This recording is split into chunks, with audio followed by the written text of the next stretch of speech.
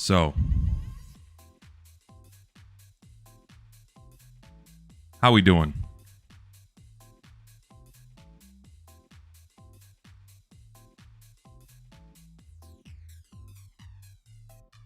I was doing creaking for like 2 minutes. Was it not coming through? What? Can you hear it now? Is it there? Can you hear it? What? That was weird. I guess it was like, I don't know, maybe like some audio filtering was not letting that go through. That was bizarre. Hello. How are we today? How we doing? Hopefully everyone's doing well. Yeah, I'm streaming on Monday.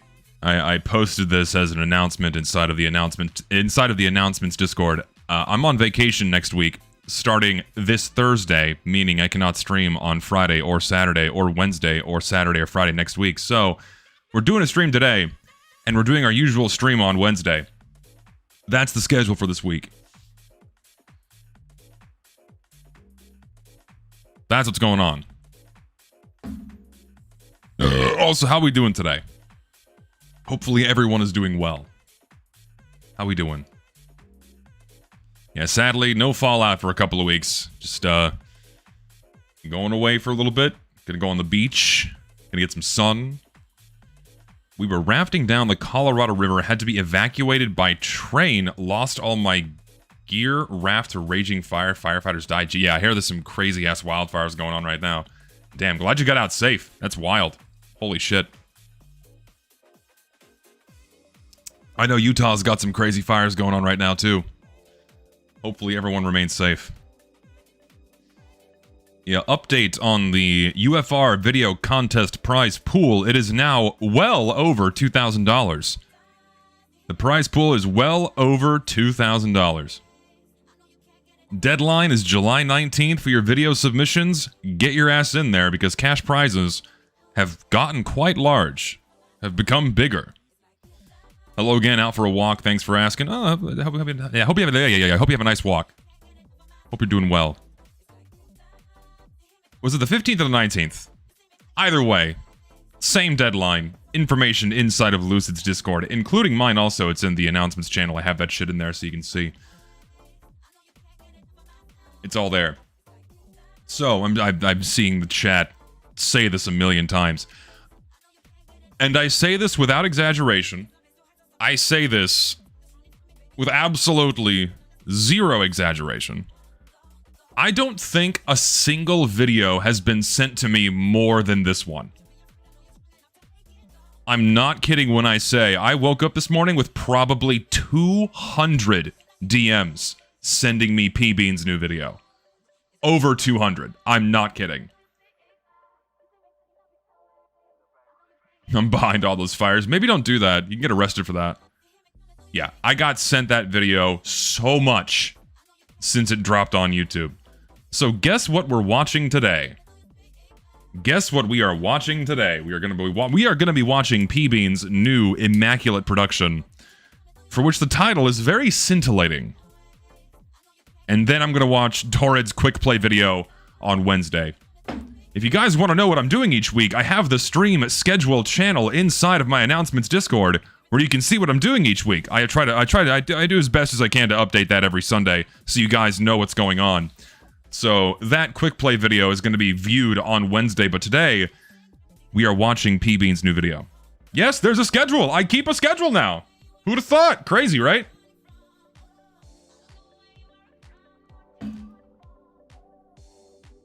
So we're doing that video on Wednesday.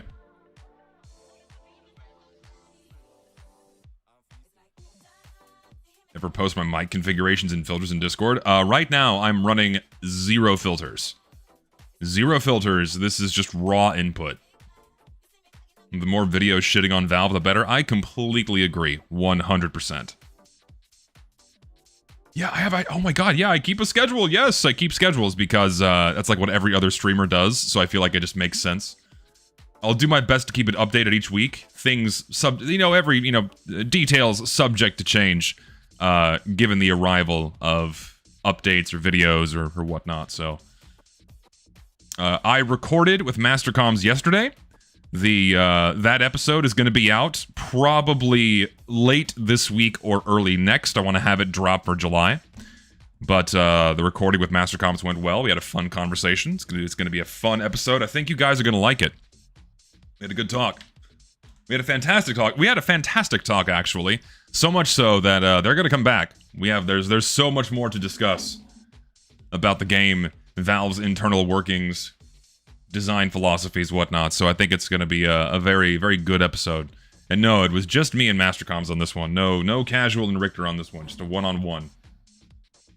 I think it'll make for a good episode. Also, I did not swap to my full camera. Hello. Ooh, hold on.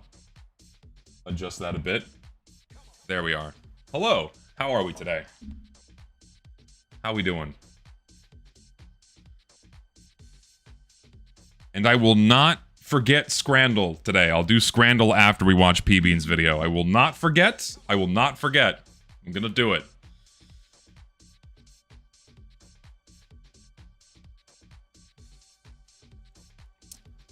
I look like Wyatt Earp. That's a new one. Just gotta get a fucking cowboy hat. Not to sound parasocial, but the stash is looking good. Isn't parasocial for someone to compliment another person on their appearance? Damn, I'm parasocial every day with the women I chase down.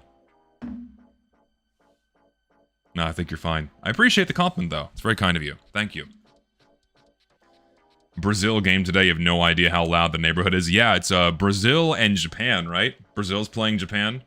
And then USA is playing Wednesday against Bosnia-Herzegovina, I think is how you pronounce it.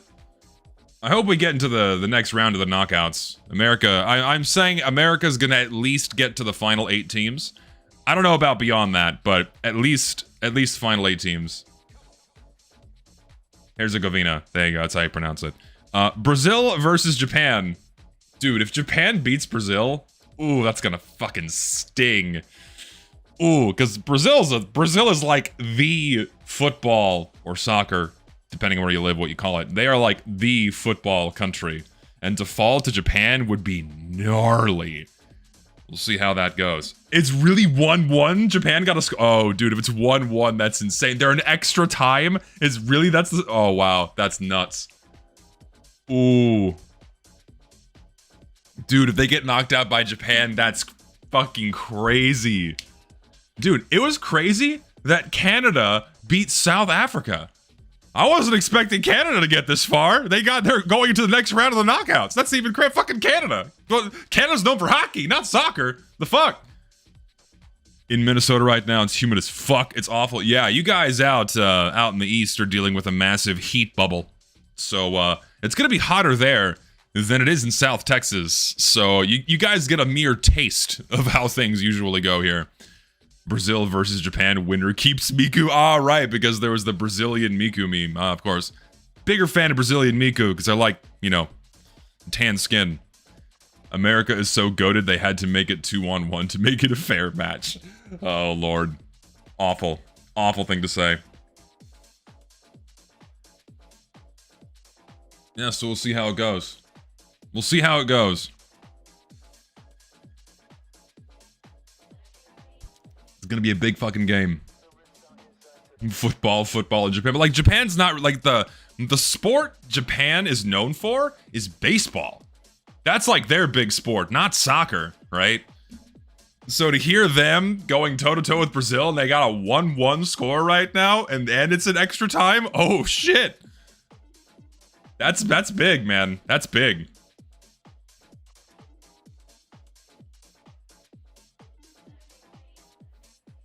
Yeah, Japan is a massive, massive baseball country. Huge baseball country.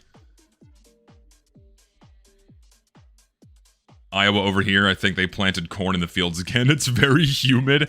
Welcome to summer. It's just summer, man. I don't know. I don't know what else to tell you. No, P-Bean will not be joining us today. It's just gonna be me watching his video. That's how it's gonna go. That's the plan. Before I start that, I want to talk about something like complete non sequitur. We're going completely off the rails here. This isn't even related to Team Fortress 2. It's just something that I saw this morning when I made the mistake of opening Twitter and just scrolling through like the For You tab. Every waking moment, I'm reminded that our world is pushing closer and closer to some kind of science fiction dystopia with every big development, or every like from the biggest of developments to the most minor of shifts. I keep seeing things that make me question what's in store for us in the future. Like, will there be anything good left in the future? Okay, and I know people are gonna roll their eyes. I know there's gonna be some eyebrows raised. I know people are gonna go, "Oh my God, Zesty, what the fuck are you complaining about?" But I see this, and I just think to myself, we're done. Single men, telling you right now, you're done. Okay? Unmarried couples may get right to share of assets after breakup. This is the most insane thing I have ever seen being experimented with. Brazil scored? Okay, well, Brazil won, basically. That's it. Brazil wins. GG. Japan is gone. Anyway, back to this. This is dystopic. This is kind of terrifying. We put chat over here. This is kind of dystopic. This is a little terrifying for me, okay? Like, looking into the article and the details of it, this is being experimented with in Washington State, of course it is, Canada, the UK, and I think some other place, all right? And the idea behind this is that if you're in a committed relationship, not legally married, but in a committed relationship, they're experimenting with, if you break up, you split your assets, which most of the time means the man has to pay out. Because the man is usually the breadwinner, the man is usually having to pay for. Unmarried, right? Unmarried. So, here's the thing, man. I thought the idea behind dating and behind courtship was to find the right person where you didn't have to worry about these things. Right? Am I crazy for thinking that? That the idea behind dating and courtship is finding the person you want to spend your life with and share everything with, so you don't have to worry about losing half your shit in a divorce. Okay? No, so this isn't even common law marriage. This is just if you're in a relationship, not common law. Okay? Who knows how this would even be enforced, right? Who knows how this would even be fucking enforced? But to think this could even be a possibility. You gotta have a prenup for dating now, right? You have to have a prenup, like what's the cutoff? How many dates do you have to go on?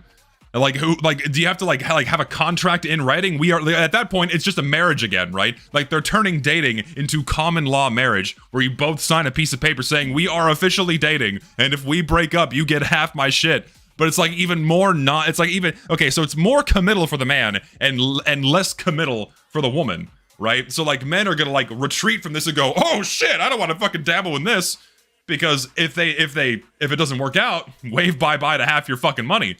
Like, if you buy a car, she's owed half the value. If you buy a house, she's owed half the value. And no, this is not bait. This is a real thing that's being experimented with. It's somewhat terrifying. And I think there's an angle to this. I do think there's a darker angle to this, because what a lot of people do is they don't get officially married. Right? At least in America. They don't get officially married, but they live together and they still report their income as single. And so they pay less taxes, and there's other benefits to not reporting yourself as a married couple. And so I think the government's trying to crack down on that by, like, trying to enforce, oh, if you're even dating, then we're gonna view that as being legally married so we can get our piece of the pie. My angle on this is probably for tax reasons. So they can crack down on people who are, like, cohabitating and are, like, you know, technically married but not on paper. And so they can find them and get their cut. Like, there are some benefits to being married. Like, also you get, like, tax breaks for having kids in some instances. But if it's like single income, two single incomes not being reported as married, you get certain benefits as well. And a lot of people, I know a lot of people that do that. I know a lot of people that cohabitate. They've been together for years, but they don't report themselves as married because they save a lot of money. So I saw this and I'm like, shit, the world's going to shit even further. This shit scares me. I sent you a short clip that is my reaction. I swear on my life it is safe. You can ban it from chat. I'm not comfortable showing like recordings of someone's face from chat as a reaction, or even their voice. I'm sorry. I'm not comfortable doing that. This is very exploitable. Yes, it's also very exploitable because, oh, you date someone, you know, you hook up, you know, it's like, okay, well then whatever the threshold is, like, oh, like 10 dates. Is it like is it time-based or dating-based? Like, how many dates do you have to go on before it's, like, officially recognized as, like, a relationship by which, if it breaks up, then they get half the shit, right? And, yeah, it's very easily exploitable. I think what upsets me is the framing of the post, how the woman is sitting comfortably looking over him while the guy's looking like he's about to blow his shit smooth off. I mean, because, let's be real, all right? I know there's a lot of, you know, heated debates about the modern dating market and how things are going to shit. But, you know, when it comes to stuff like this, women overwhelmingly would benefit. Because normally, and this is just like the expectation, this is just how shit works. It's how the world works. You know, hold on. This is just how the world works, okay? Women date men that earn more than them. That's like the common expectation. They want the man to earn more. They want the man to provide, amongst other expectations and not preferences, but standards, right? So that's normally how things work out. And so if a woman that earns less just starts dating someone that earns more, she's now going to be entitled to half her shit before they even commit to marriage. Ugh. And so overwhelmingly, it's going to benefit women, not men. But also on the flip side to that, in the small percentage of relationships where the woman is earning more than the man, because that also exists, it does, that cannot be ignored, those relationships fail overwhelmingly most of the time, because the dynamic of the woman earning more than the man usually leaves one or both parties dissatisfied, and they inevitably break up.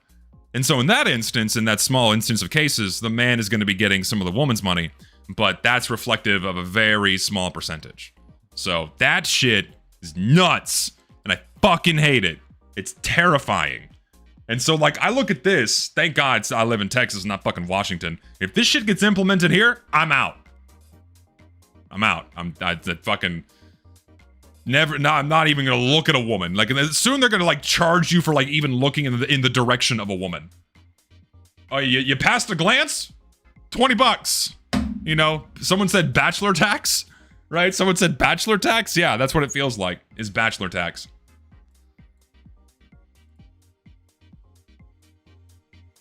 Open up this video here.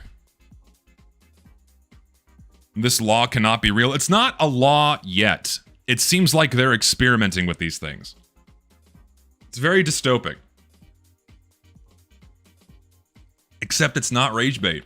I wish it was. Like, rage bait would come from an account that's clearly engagement farming, but that specific tweet is like, no, like, it's overwhelmingly people just quote tweeting and going like, what the fuck?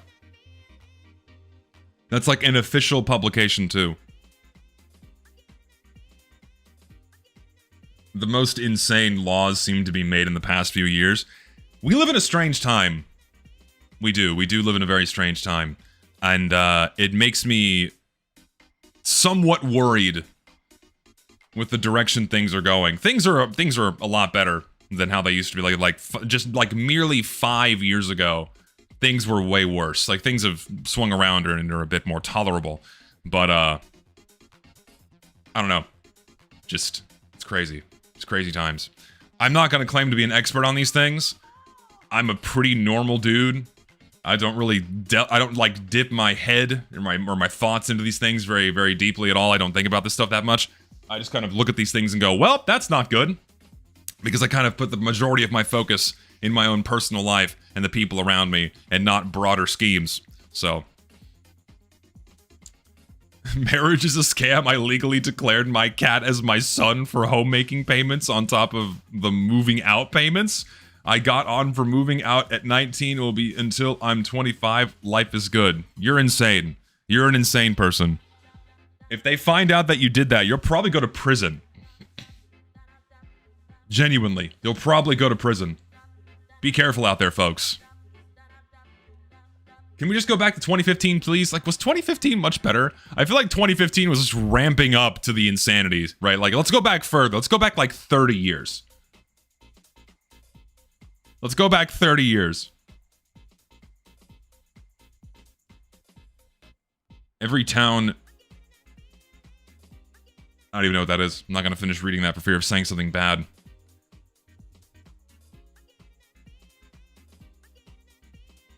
Back to 1776. 4th of July coming up, by the way. America's birthday, baby. It's going to be great. Let's do the fork in the garbage disposal. I have not seen that fucking video since high school. Can I trick my partner that my TF2 inventory is like those monkey NFTs and they're just funny pixels? Dude, I think you're screwed. I think you're screwed. There's no getting out of it now. Take me back to quick play era. I want to repeat that, bro. Just go back to 2009. Like post housing crash, post bankruptcy in America. I make under 40K a year. So I'm under the tax bracket, and this is legal. I don't even pay general standard tax, 2% on all transactions. Well, good for you. I'm not so fortunate to be in that tax bracket, and Uncle Sam takes a nice, giant fucking bite out of every dollar I earn. It's so nice. It's so nice not being poor, but then not being rich enough to offset the insane amount of money they take away from me. It's great. It's awesome. Anyway, we got a video to watch. We have a, so you're still poor? You have to start earning like in the 6-figure range to like even begin escaping from that, right? Like if you like there's this middle bracket of like above poverty level and then below some 6-figure amount where taxes just ruin you. You know, until you finally break out above that, then it honestly does suck to think about. That, like, even if you're earning 85 a year, which is, you know, somewhat close to what I earn, you know, if you're earning, like, 85 a year, you know, like, even that is considered poor for some people. Like, that's considered not good enough, which is insane. One more haunting thought. One more haunting thought. Just to blackpill people even more. I was having a conversation with my parents this morning before we get into, like, before the Valve blackpilling. Let's have one more bit of black pill here.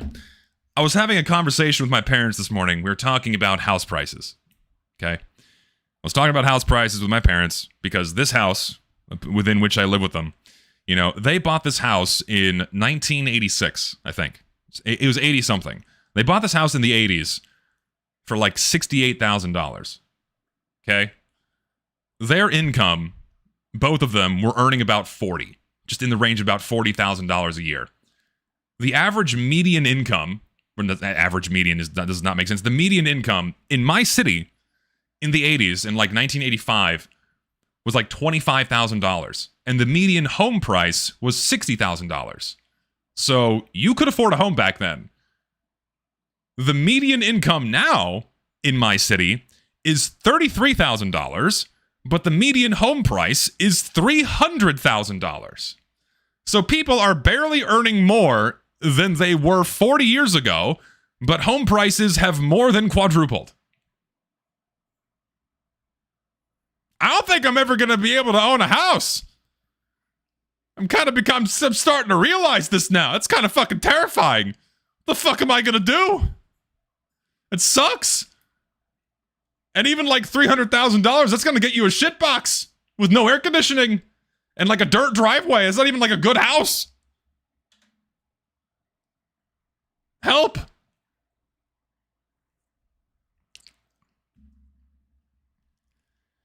Anyway. We have a video to watch. P-Bean made a video. Hello, everyone. No. Shh. Start in a sec. PB made a video. Brazil won. Yes, they did. By the skin of their teeth, which does not bode well for future matchups. We'll see how this goes. PB made a video entitled The Sloth of Valve. Entitled The Sloth of Valve. I've not watched this yet. I've not seen this. And once again, this was sent to my inbox easily 200... excuse me. Good. Sent to my inbox at least 200 times overnight. Easily. I'm not exaggerating. 200 people sent this to me overnight. So we have to watch it. Just build a house. I built a shed and renovated to have AC heating. Then I built another shed, merged the first, so I had double the space. I love having free will. Yeah, I would. On what property? I don't own property upon which to build a home. You need to have 6 figures to buy the property in the first place. And then another 6 figures to build the home.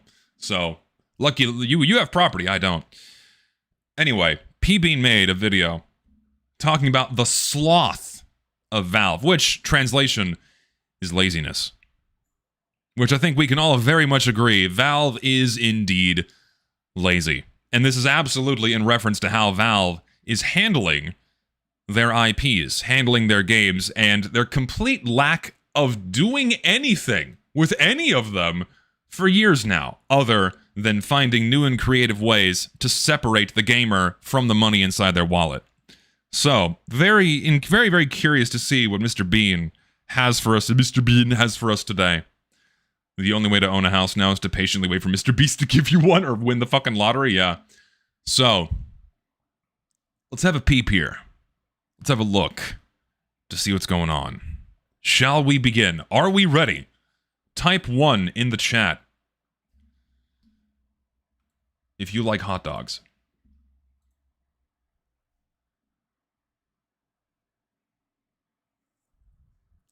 I tricked you.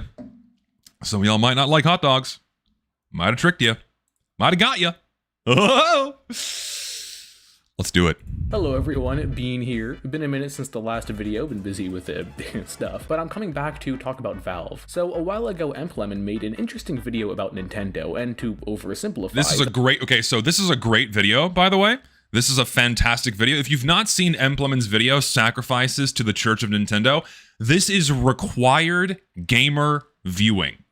Anyone that has ever once played a video game, you must see this video. You have to. Required viewing. Also, love that he uses Patrick as his avatar. Fucking adorable. Please keep doing that until Nickelodeon steps in and strikes you with a cease and desist. Then you'll have to find something else, but until then, keep going with it. It's beautiful.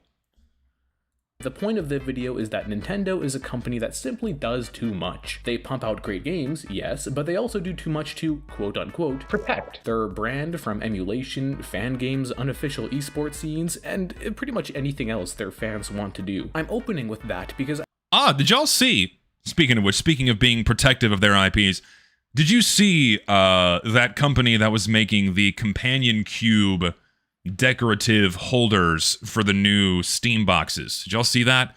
They got a big old fat cease and desist from Valve going, you can't do that.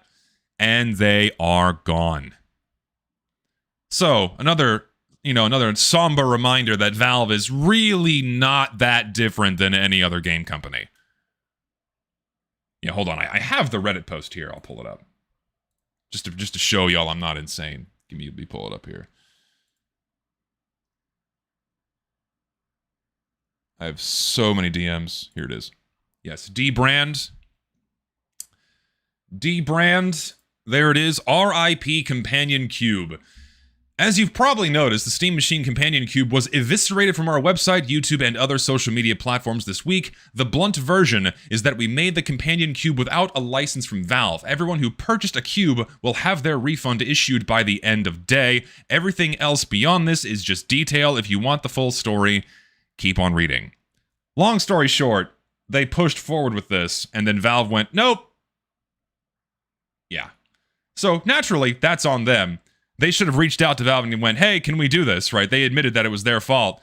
But It's a reminder that Valve is going to be equally as protective as their IPs as any other company. Do not forget. Do not forget. I think of Valve as the anti-Nintendo, where Nintendo does much too much, Valve, since the 2010s anyway, does much too little. Instead of, like, active malevolence like Nintendo, it's gross negligence. Yes. They avoid work they see as tedious, despite how important it may be. Lest I remind everyone, because this is also very important.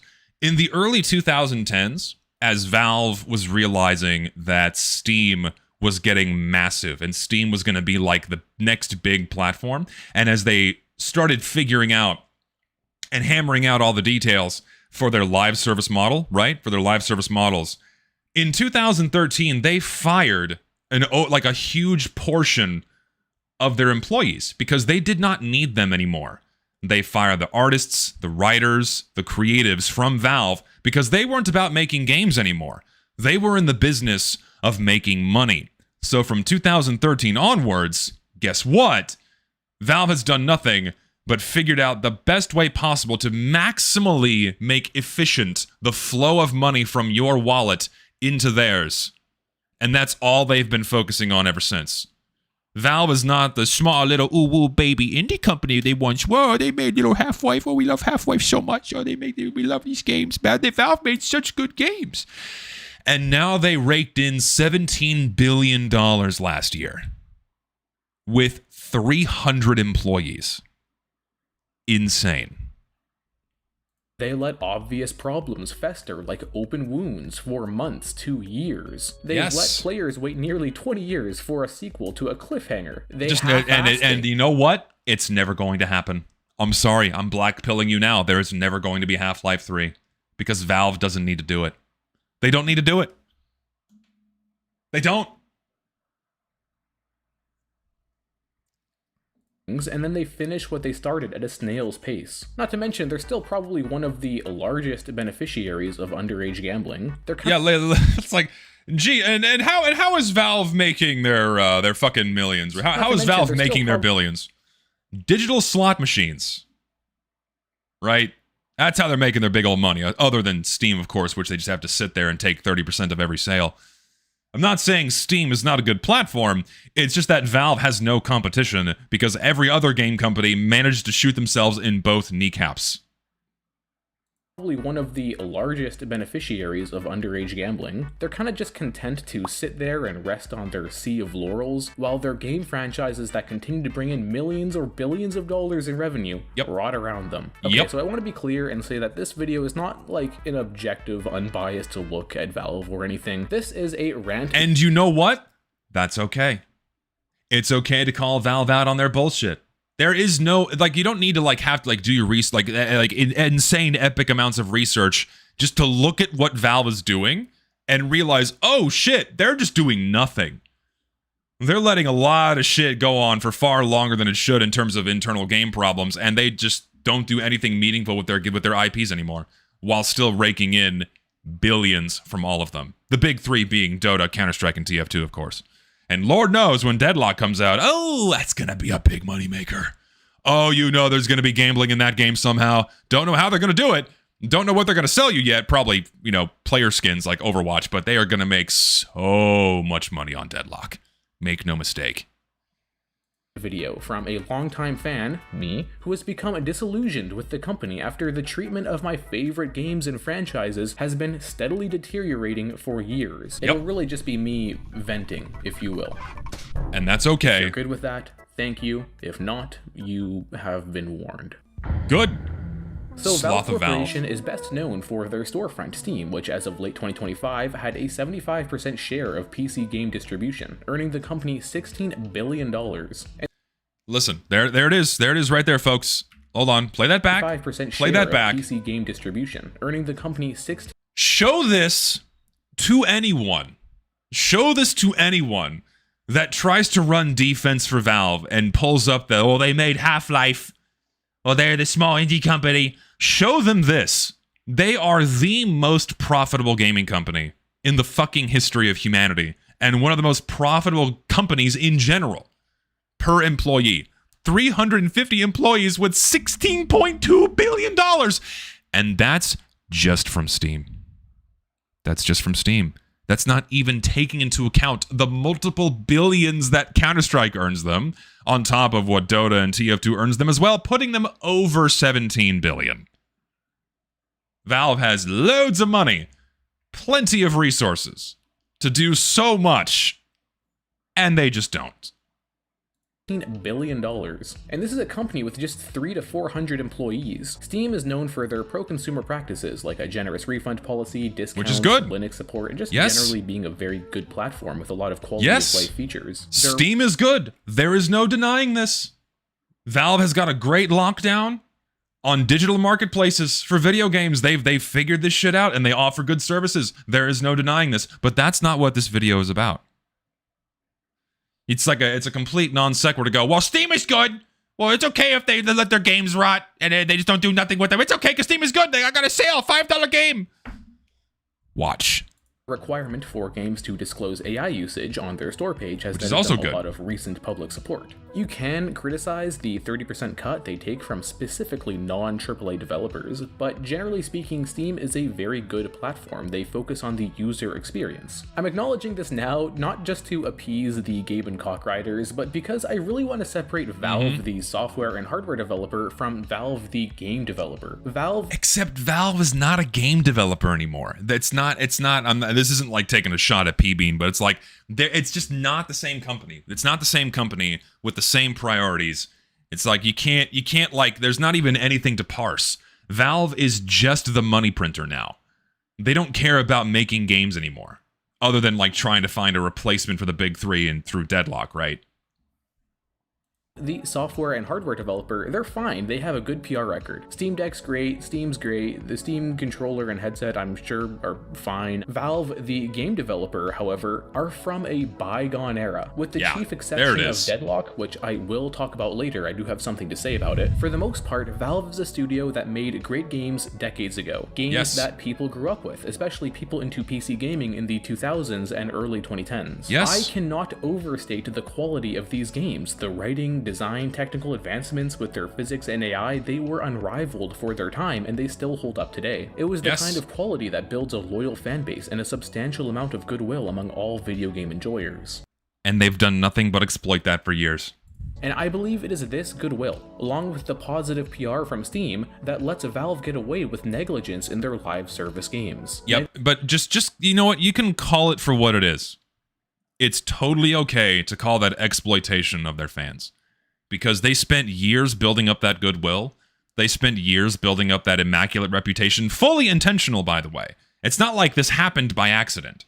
It's not like this just fell in Valve's lap and go, wow, people really love us. Every single action they performed from like the mid-2000s onward was all to build up that reputation, build up that goodwill, and build up something that goes beyond the consumer and into a fan. Because think about this for a minute. What other game companies have fans like Valve does, other than Nintendo? Like, you'll find the occasional person saying, well, I'm like a Bethesda fan, but it's like, it's not nearly as stalwart and galvanized as your typical Valve fan, to the point where it's almost like a cult, right? Nintendo being the exception, because like Nintendo cultists are a different breed of people. I don't know what they smoke or what they consume, but Jesus Christ. Sega's irrelevant.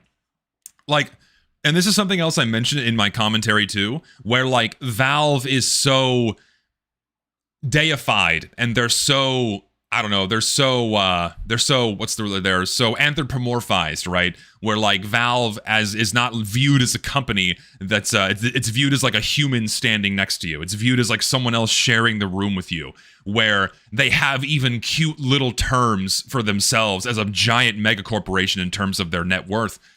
Like Valve time, you know, it's like, oh, well, things are taking longer than we thought, you know, it's Valve time, it's Valve time. It's like a term coined internally for, oh, well, shit's just taking too long, oops, and then they kind of just, you know, leave it at that. But like, no other company has that. No other company can just like go, well, it's you know, it's XYZ time, and their fans go, oh yeah, okay, yeah, it's okay, just take longer, it's totally fine, yeah, it's all right, yeah. Like, no other company has that.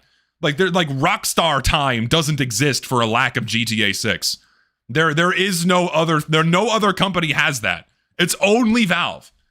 And it was all deliberate. It was all intentional. because now it's making them loads of money. Lots. Diligence we can see. Here we I'm go. talking about Team Fortress 2 first because TF2 is my home game, so I'm personally invested in it, but also because TF2 is the most prominent example. A live service game that is continually monetized, banking millions quarterly. Hey, look, it's me! Look, it's my video! Oh my god, no way! A live service game that is continually monetized, banking millions quarterly. My video, dude. Oh man, I'm so glad I made that fucking video because it opened up so many people's fucking eyes as to how much money this game still makes for Valve. 19 years later, this game is still making as much money as a smash hit indie title in their opening year. Every fucking year, it makes this much money. It is and that is still like a conservative estimate because I didn't have all of the data from everything else being sold on the in-game store. They make way more than what that figure is. Probably not like that much more, but it's in the tens of millions. There's no denying this, okay? And it's insane to me that for years, so many people were like, well, TF2 doesn't earn them any money. It might make them like $2 million. It doesn't, first of all, it doesn't fucking matter how much money it earns them. They still monetize the game and expect people to spend money on it, and people do spend money on it, so the amount is irrelevant. But like so many people were hand-waving away Valve's negligence of the game for years because, well, it doesn't earn them anything. It doesn't earn them any fucking money. Who fucking cares? It's like pennies. It's pennies. That's like the main thing I heard, especially during like fixed TF2. It's like, well, it's just pennies. It's nothing. That's not fucking nothing. That's tens of millions of goddamn dollars for nothing. For literally nothing. No work. They don't do shit. The community makes all the content. They make all the hats. They make all the maps. They make the unusual effects and the taunts and the skins. And Valve does no work on TF2. They copy and paste everything from fucking subcontractors and put it in the game, and that's it. 3 times a year, and that's tens of millions. So, literally any other game company on the planet, like when Valve first started doing this with Team Fortress 2, that's why we had the explosion of games like Overwatch and other live service titles, because Valve got their golden goose. That was TF2, and then they made an even bigger golden goose with Counter-Strike, and then Dota as well. And fucking every other game company was just, and even now, is still endlessly throwing shit at the wall, trying to get their own Counter-Strike, trying to get their own TF2, where they just have to sit and go, yeah, I'm gonna rake in my billions by literally doing nothing. Because they just keep opening the fucking boxes. They keep buying the shit off the store. It doesn't matter. Every other company begs God, Buddha, Allah, inshallah, the game will earn billions. They beg every deity to have what Valve has. And no one even comes close. No one even comes close. Also, yeah, I should pin that. Despite receiving one of the most egregious examples of developer neglect I've ever seen. There is no shortage of videos explaining the genius of the design of TF2, so I won't reiterate. But yeah, it's a great game, and in 2011 it was made free to play as Valve realized that they could get more people playing and earn more with a live service business model. And to remind everyone about just how successful going with free-to-play was for Team Fortress 2, it wasn't the first free-to-play game. It wasn't the first game to crack open the hatches on the live service model. TF2, as soon as it went free to play, earned an order of magnitude more money. Revenue increased by a factor of 12 just by going free to play, and it went up since. It's just been going up. Maybe not like the same way it was back in 2013, but it's still earning tens of millions of fucking dollars just by going free to play. Like by 2010, as soon as Manconomy came out, that was done. TF2 was done when Manconomy came out. I'm sorry. I know a lot of people like will raise an eyebrow because like, well, it wasn't that bad. It's not as bad as it is now. No. As soon as Manconomy came out, done. The game was cooked. Over. And it just got worse ever since. Where a game is continually maintained and updated with new content and is profitable from continual monetization. Valve was really ahead of their time with this decision. The problem, though, is that we're now at the point Valve was ahead of it in their time only because they were the first game to do it with something that wasn't an MMO. That's the kicker. They were the first company to like take the next big plunge and do the free-to-play live service model with microtransactions on something that wasn't an MMO. And it was massively successful. And then everyone started copying them. Where we're still getting the continual monetization, Valve is still marketing the game, but we're barely getting quote-unquote continual maintenance. Weapons are still terribly balanced, so many bugs exist in the game, little things all over the place. Optimization. Over 3,000 days. A game, TF2, there's no excuse. Like, there's no excuse for any of this, okay? There's absolutely zero excuse for how TF2 behaves in terms of its optimization. It's ridiculous that this game has such piss-poor performance that I shouldn't be getting 20 FPS by looking in a different direction. Like, that should have been addressed so much earlier. Like, you know, weapon balance and all that other shit aside, just basic functionality bullshit that Valve has never touched is ridiculous. Other than the 64-bit update, but that was only done to keep the game's lifespan going on indefinitely, as 32-bit systems are becoming increasingly they are obsolete. That's the only reason why they did it. That's the only reason why they did that, is to keep the money train flowing. Since a major update, the new player experience is still shit. Basically unfiltered community content, the casual matchmaking system that fucking sucks and has sucked for a decade.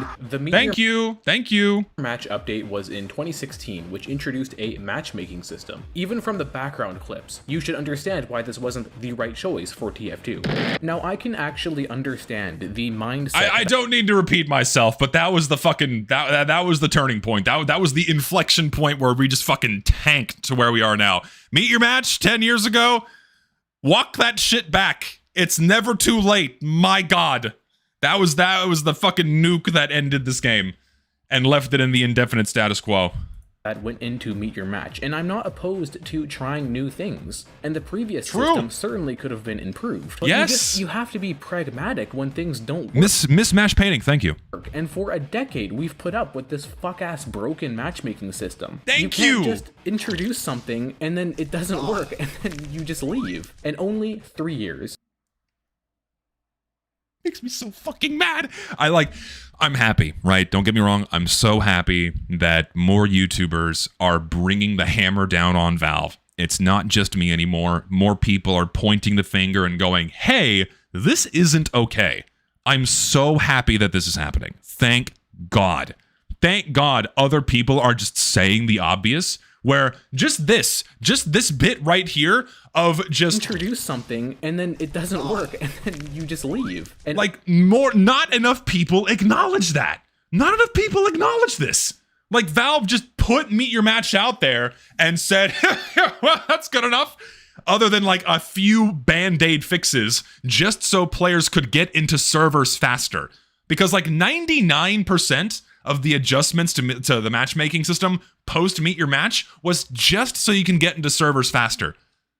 Just so you could actually click on other people and shoot them. Not to improve the game experience, but just to put you into a fucking server. Because when when Meet Your Match launched, you couldn't get into a server. My God. Only 3 years. 3 years after Meet Your Match, we see the beginning of the bot crisis. No. Listen, PB, I gotta push back on that one. Bot lobbies were there. Week 1. Showed that in my video. Bot lobbies were in casual mode week 1 of Meet Your Match. Week 1. Week fucking 1. Bots were there. And then it just got progressively worse once more and more fucking psychopaths realized how exploitable the system was. And it just ramped up and ramped up. It's fucking insane. Literal days after Meet Your Match dropped. And like, that's the number one thing you can point to as to what directly facilitated the bot crisis in Team Fortress 2. Simply by nature of automatically placing groups of people into a server and ending up with situations like this. And the ease of just constantly requeuing where a single map can be locked down by only queuing for one map. And like, and there's not that many players in Team Fortress 2, right? So all you need is like 20 bots, right? All you need are 20 bots queuing for one map and you lock it down. It's just, and once they realized you could do that with single map queues and the ease of constantly requeuing, just send that shit out. And it ruined the game for almost a decade. It's kind of difficult to explain to someone that didn't play TF2 at the time just how bad this was and for how long it went on for. From around 2019 to 2023 or 24, the game was flooded with bots that would pick sniper and ruin the game. Thousands would join servers across the globe in groups so that you couldn't kick them, making the game nigh unplayable. And while the literally game was like unplayable, this, you could not play Team Fortress 2 for a solid 6 years. Solid 6 years. Moreover, it wasn't just cheating. You had lag bots, you had crash bots, you had bots that would like remove your cosmetics. They were making, you couldn't even get into a server and the shit would just break. And Valve addressed all of that at a snail's pace. They didn't do shit. And I'll black pill you more. Hold on. We'll finish the TF2 section because I don't know if he touches on the black pill. But I'll give you a giga black pill dose. Ruin, we continued getting seasonal, community-created cosmetic cases. Is there an entire generation of TF2 players who wouldn't even have any idea how fucked up things are if not for Zesty? That's what I get out of all these videos. I mean, who else is talking about this? Other than, well, P-Bean now and Seriamon recently, and then you had Lister as well. Lister made his few matchmaking videos, but other than that, in recent times, no. Not really anyone else. Because money, of course. Say what you will about Blizzard or any other game studio on the planet, they wouldn't be caught fucking dead with this in one of their flagship titles that banks tens of millions annually for more than a week or a day. For several years, the game was like this. And to this day, you occasionally see these bots, notably around. This shit makes me so mad. I know I've said this a million times, but this shit makes me so fucking mad. No other fucking game company would, like the consumers and players for any other game company would have not let that shit slide. They would have been on their ass immediately, boycotting, bitching, and just demanding that the game company do something. If any other game not only let their servers get filled with cheating bots, but at the same time, continue to put more monetized content for people to buy and still bringing in tens of millions a year.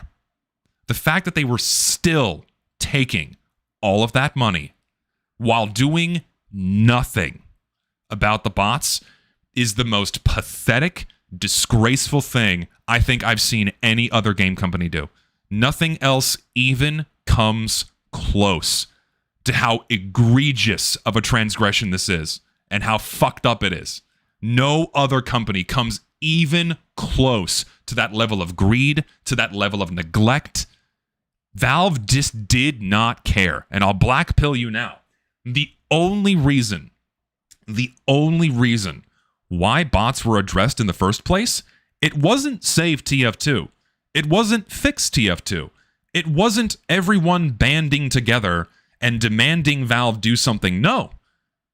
There was a fucking contractor, not even a Valve employee, a contractor that Valve hired on to work on Steam Deck stuff, to port games over so they could work on the Steam Deck amongst other projects. And he wasn't set to task by Valve to work on the bot problem. Valve didn't ask him to do this. No, the contractor asked Valve if he could address this problem, and Valve graciously gave him permission. And work on that started before Save TF2. There's evidence of this. I show this in my 4-hour-long Meet Your Match video. Valve was perfectly content on doing nothing. And they were doing nothing about the bots. And they would have just let that shit slide and keep raking in the money. But only because this one fucking contractor stepped up and said, hey, can I do something about this? One fucking guy, not even a Valve employee, literally saved this game by like stepping in and going, hey, can I do something about this? And yes, I am 100% serious. This is true. This is real. Show this in my big Meet Your Match video. That's why Valve dusted off their Twitter when Save TF2 happened and said, don't worry, guys, we're working on it, because they actually were. Well, one guy was. And maybe over the couple of years it took them to actually do something, it probably had like one or two other people helping him out on that. But It wouldn't have happened in the first place had that guy not asked Valve to work on that stuff, man. And that twists the knife. Twists the knife in your fucking spleen. It's awful.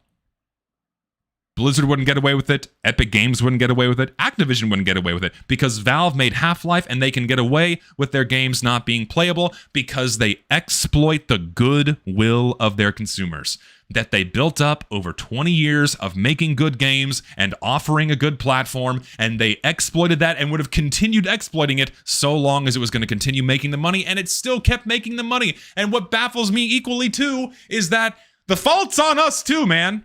The fault's on us too. It's insane how many people were still giving Valve money despite the game not being playable. For years, people were still opening cases. People were still using the community market. They were still buying fucking keys. They just kept fucking doing it. Kept doing it. That's fucking nuts to me. And people weren't saying shit. No one was saying jack shit for you. You had like the occasional YouTube video come out from like a somewhat larger figure. Like the one that sticks out in my mind is the one from Mr. Paladin, you know, addressing the elephant in the room. He was like the only larger voice that started saying shit. I think Saruman made a couple of other videos as well. But like no one large, none of the biggest figures in the TF2 sphere were saying shit. Nothing. I mean, I didn't either. But I wasn't that big. Not yet anyway. But no excuse for me. I understand that as well. But no one was saying shit. Nothing. Until 2022. The companies I mentioned also made good games, but not Half-Life or Steam, so they don't get that grace. Yeah, absolutely. Because they don't have anywhere near the amount of goodwill that Valve has with their fans. You know?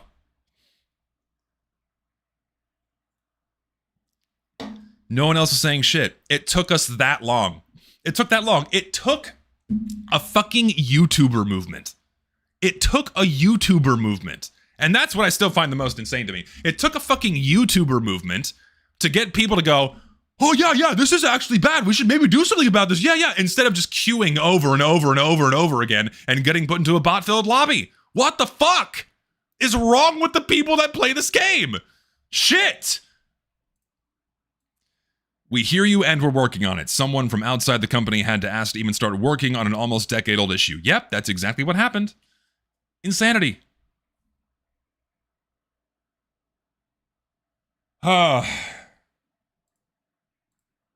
Seasonal loot case drop. It is embarrassing that this was allowed to happen for as long as it did. Embarrassing. Pathetic. One minor thing they would do was spam voice and text chat, and Valve's response to that, blanket mute all free-to-play players. The cherry on top is that... And the only reason why they did that? Summer of Love 2020, where if you were caught being racist, your optics aren't looking so hot no more. So that was the fastest we saw Valve react to anything the bots were doing, was fucking shut off free-to-plays. Just to make them not talk anymore. You know, they're saying some slurs? Got some hard R's in there now? Oh shit, we gotta do something. We gotta shut that shit off. But actually addressing the problem? No, we'll punish the players instead. Since the bots have been slowly phased out, not even erased, it took a petition of tens of thousands of players for Valve to... And the worst part is that didn't do shit. ...to allow free-to-play players to use voice commands. Sorry, that was in reference to getting free-to-plays unmuted, yes. And listen, there's no denying this either. The only reason why they unmuted free-to-plays is because suddenly there was a lot of noise around unmuting free-to-plays and they reacted to it. Also because it was easy. It was like a toggle they had to do, right? As a Fortnite fan in the community, Epic Games can't breathe without getting called out and players complaining, yet here's Valve being an absent dad. And the story continues because we have Counter-Strike and Left 4 Dead to talk about next. Oh, Left 4 Dead fans? You guys had it way worse. Something I'm sure they just forgot they changed and took less than half an hour. Fantastic.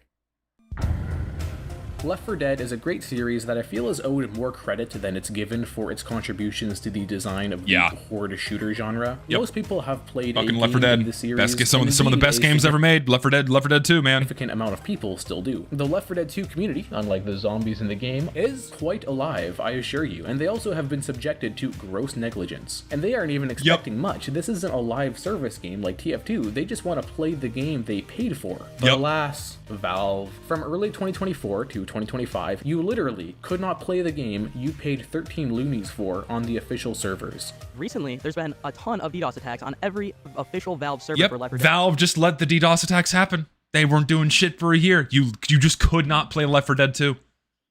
Fucking insane. And like they still, I think it's still happening to like a much smaller extent. Like there's still people trying to fuck with official servers even now. But like that was all that, like this too, fucking pathetic. Fucking pathetic. Which means why were they DDoSing? Mental illness. Listen, whenever you come across someone hosting bots or DDoSing, there is no valiant or logical reason for doing this. These people are genuinely mentally ill. Having seen how they live and how they speak and how they write, view them as nothing more than an animal. View them as nothing more than a mongrel with mange roaming the desert looking for something to sink its teeth into because they have no brain. They're fucking animals, and they should be disregarded as such. Don't like try to get it in your mind that there's some kind of real reasoning behind how they act. They're fucking amoebas reacting to stimuli. And they should be removed off the face of the earth with scalding fire. Anything less than that is too good for them. it's unplayable. Yep, unplayable. I said 2024 to 2025, but like the TF2 bot crisis, DDoSing still happens. This is not okay, and this slow of a response to something as drastic as this is not okay. A single fucking individual should not be able to completely shut down a Valve game. How are you okay with this? How can you ignore this? What the fuck is this shit? How? When was the last time you bought a game on Steam? When was the last time you bought something in TF2? When was the last time you bought something in Counter-Strike? How can they ignore it? People keep giving them money. Do nothing, win. Do nothing, win. It's a meme. Now it sucks. Do nothing, win. Because people keep giving them fucking money. And Valve only reacts to money. Valve only responds to their bottom line being hurt or their image being besmirched, right? And being smeared. Those are the only two things they react to, and history shows us this. Lest I remind everyone one more time, do you remember the 100% unusual unbox glitch? Y'all remember that shit that happened in 2019, I believe?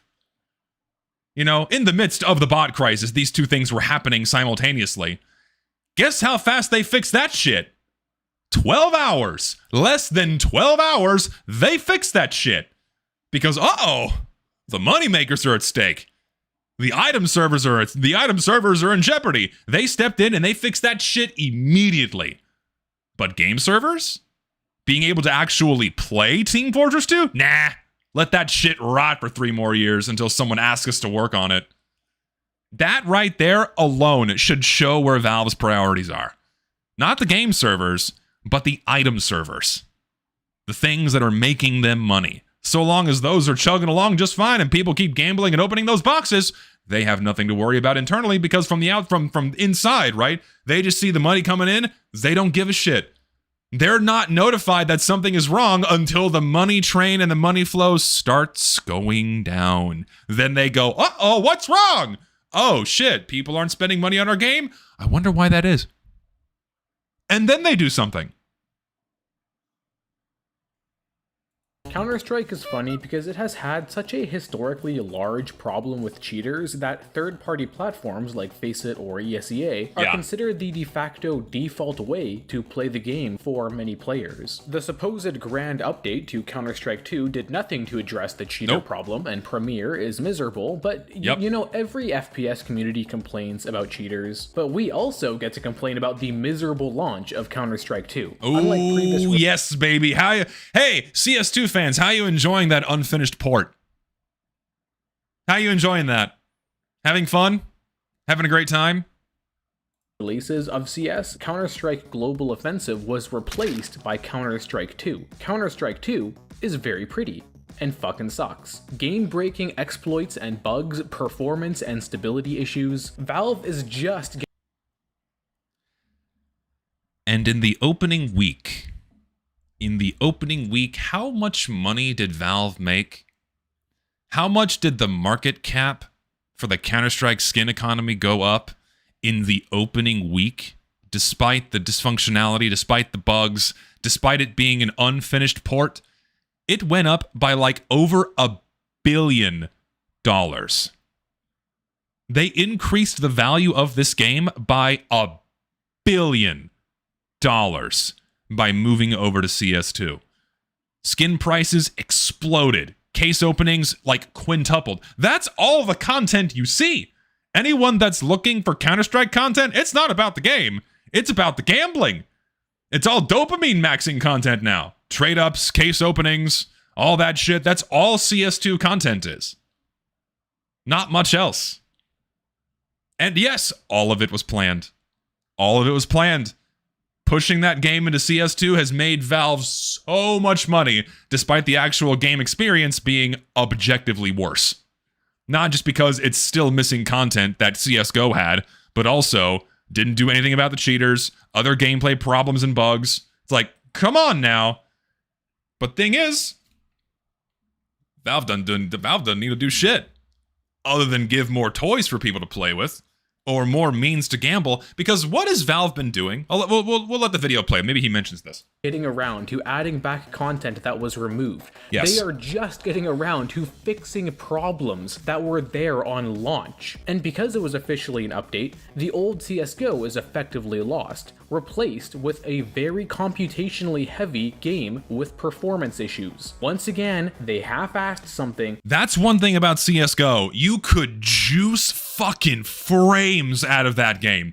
That shit, you could get like 2,000 frames on a modern rig running CSGO. You did not have to worry about performance issues on that game. CS2, Source 2 is not... Source 2 is not nearly as good as Source 1. Sorry, have to say it. But moreover on that... Hold on, I still want to see... I'm not going to say it yet. Still want to see if people mention this.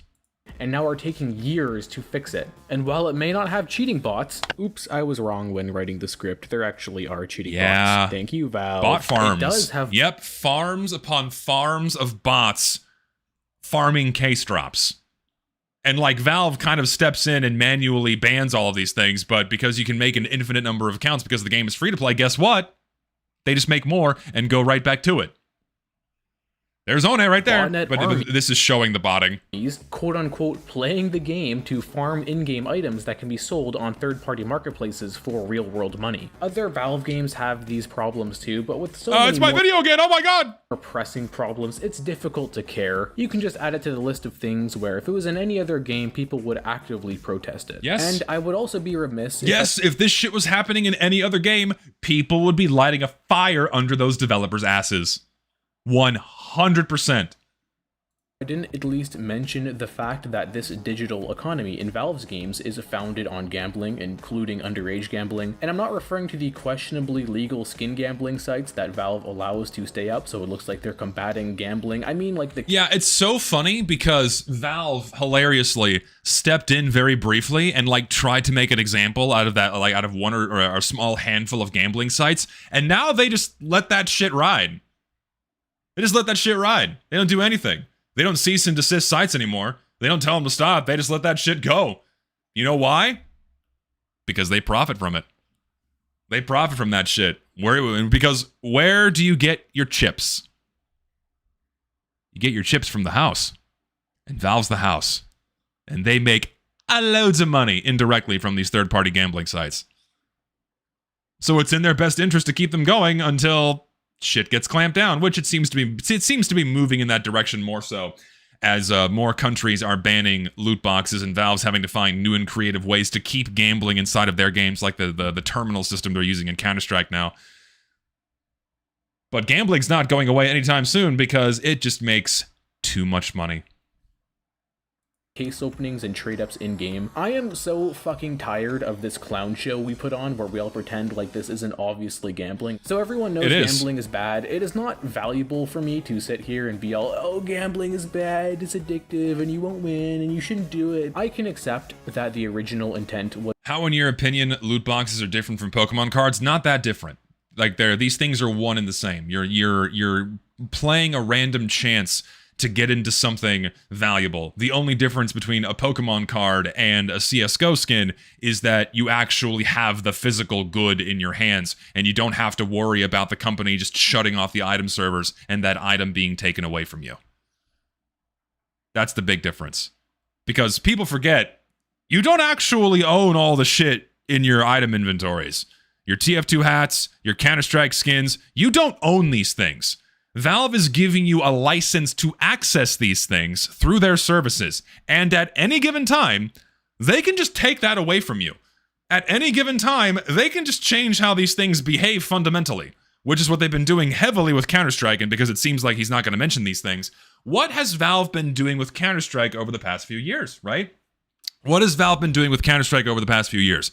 They've only been finding ways to redirect more traffic onto their own community marketplace by doing things like knife trade-ups. Oh shit, the rare special items have inflated to insane values. We gotta knock down the price of those things by increasing the volume. Best way to do that? Take all the red skins no one wants, put those into a trade-up, boom. Prices plummet. So many of those rare items are now below the Steam wallet cap and can be sold on the marketplace, so Valve gets their cut. And then also you have the explosion of red skins, right? You have the explosion of the red skins that trade up to the knives, right? Those all increased in value, but are all still below the market cap. Valve made loads of money. Shitloads of money by doing that. Then they have the souvenir trade-ups. Another way to gamble for the really rare exclusive items that are like exclusive to map collections because those are also insanely inflated. Guess what? People are printing thousands more of them because all of the useless souvenir skins can now be ground up into the rare valuable items, making more of them, bringing down their value, and making them under the Steam wallet cap so they can be sold on the community market, and therefore Valve can take their cut. That's all they've been doing with Counter-Strike over the past few years, is finding a way to redirect more money off of third-party marketplaces back onto their own marketplace, so they get their fee. Do people not see this? Simply to create a system of random chance. In fact, looking at TF2's archaic in-game store, you can still see how Valve expected the price of some of these items to be. However, in the year of our Lord— And so many people still buy them too. So how many of you in chat bought something from the Manco store for full price? How many of you bought that $5 hat? How many of you bought that $3 weapon? How many of you actually did that?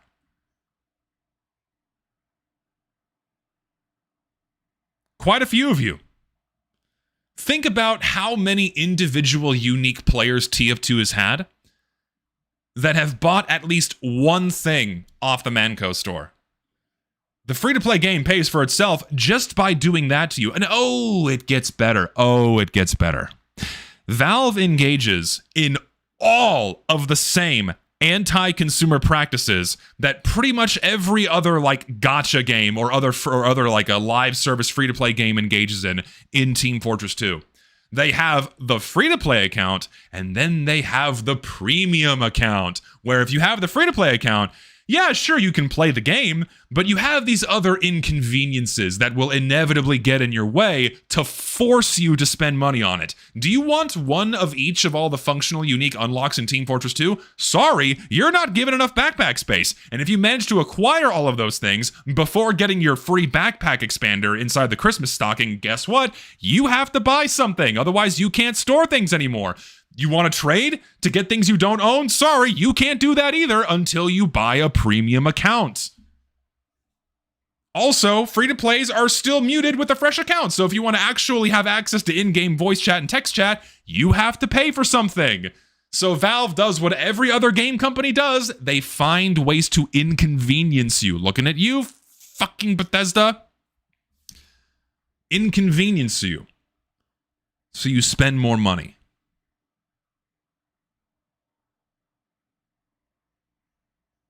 Nope, Valve did not fully remove. So Valve allowed for free-to-plays to use in-game voice commands, like calling for a medic, and all the other voice command lists, but voice chat and text chat, free-to-play accounts still can't access those things. Not right away, anyways. 2026, regardless of any mental gymnastics, this is still gambling. Anyway, sorry, that's kind of a tangent that's unrelated to the thesis of the video that Valve is a lazy piece of shit. It's just another thing to add to that list I mentioned. Anyway, let's move on to something that is related to the fact that Valve is lazy. I see a lot of other game studios get justifiably grilled by their fan bases for taking too long to release new games in an IP. It is, for lack of a better word, trendy to shit on Bethesda or Rockstar or— Okay, yeah, so going back to Bethesda, because someone asked in chat, Fallout 76 does so many things to inconvenience you, so you pay for the premium version of the game. You have like the scrap boxes and you have access to all the other shit they throw at you. They also find ways to inconvenience you. It's why I called out Bethesda for doing that shit. It's fucking evil. Fuck you. Just give me the full game. Fuck off. I already paid the money. Don't inconvenience me more for your shitty live service garbage. Fuck. Or whatever for the time they've taken, and that's fair. But if we're speaking of you not owning digital products, do you see that Sony is deleting the digital movies and TV shows people bought off the PS Store?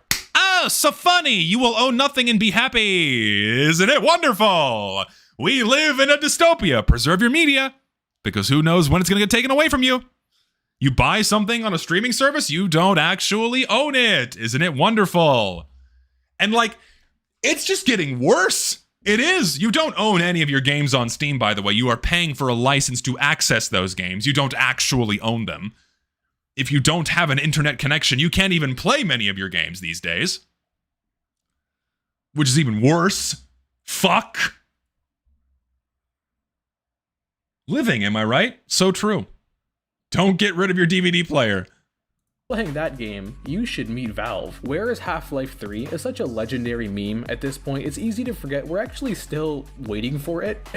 It's funny to make fun of the fact that Valve can't count to 3 and can't release a new game in any of their IPs. I especially thought it was funny when they renamed Counter-Strike Global Offensive to Counter-Strike 2, despite it not at all being the second entry in the series. Yep. It's almost like an acknowledgement that a game being branded as 2 means it's the final form and the last in the series. Team Fortress 2, Dota 2, Left 4 Dead 2, Counter-Strike 2, once we hit 2, Portal 2, and once we hit 2, that's it. You get no more. There will never be a 3. Gee, when's Deadlock 2 gonna come out? Are they gonna release Deadlock 2? Are they gonna release Deadlock as Deadlock 2? Like they did with Dota? They had Dota, but they had to remake it inside a source, and so they called it Dota 2. Is this infant form of Deadlock gonna be called Deadlock 2? Oh boy. Life 2. And before you say, oh, but it's a joke, by the way. Desk job. But Patrick, what about Half-Life Alex? Patrick, you're forgetting. Half-Life Alex, I don't care what people say. Glorified tech demo to sell you VR headsets. I don't care. I don't care about the quality of the game. I don't care about how good it was. Glorified tech demo just so you can buy VR headsets. It is. Sorry. Don't care. Get hissy and pissy at me. But that game was made to sell you VR headsets. Fucking artifact. These don't count. Shut up, they don't count. I don't want to hear it. This is a tech demo. This is a joke. The only game I would almost count is Alex, except I don't have a VR headset. I have never been able to play it still, so shut up. Half-Life 2... Yeah, that too. The level of entry into playing Alex, you have to buy an entirely different piece of hardware. There are cheaper headsets, but it's not just buy it on your PC and play. Nope, you gotta have a headset too. I think people like cracked the game so you can play it without a VR headset. I'm sure someone's done that, but I don't know how good the experience is if you have to go through all these hoops just to play it without a VR headset. It kind of sounds miserable. So I don't know. Yes, there's a mod. Okay, there's at least a mod, but you still have to mod the game in order to be able to play it without a headset, right? Episode 2 was released in 2007, the same as TF2, and it left us on a cliffhanger. And Valve just said, oh fuck man, that took so much out of us, we'll finish the story eventually. And for— oh, I cannot wait for I have such a good video. I have such a good video on the back burner. Oh, I cannot wait for this shit to be done. It's gonna take a while. I got another little nuke cooking on the back burner here. that kind of touches on these things, and I'm very excited to share this with you, but I have to treat this with care. I have to treat this with as much time as it's going to take.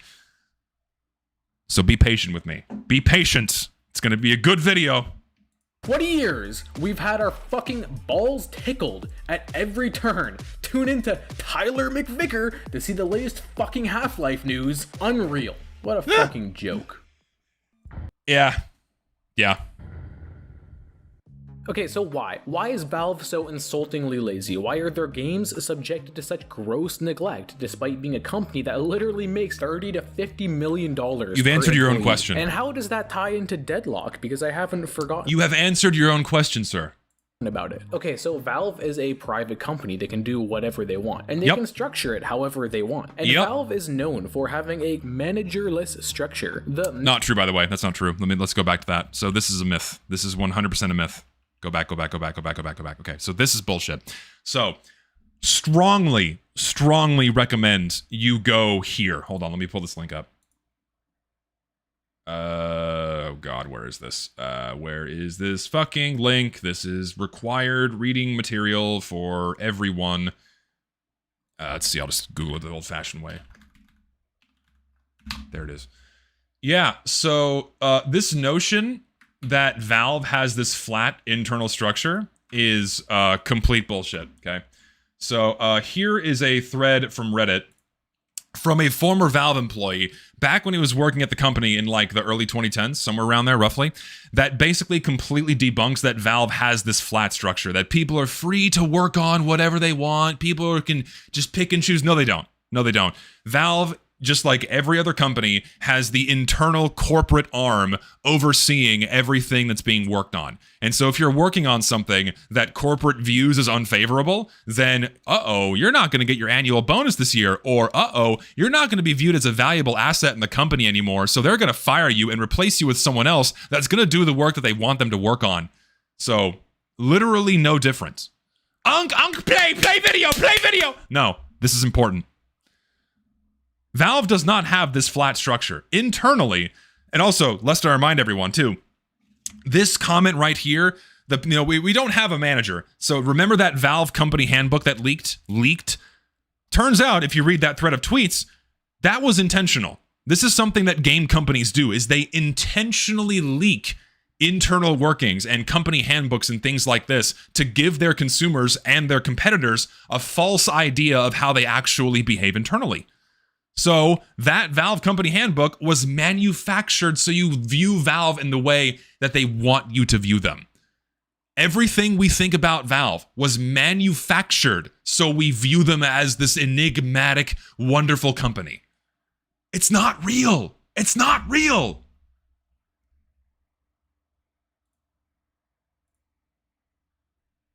It's not real. And people need to get that in their fucking heads.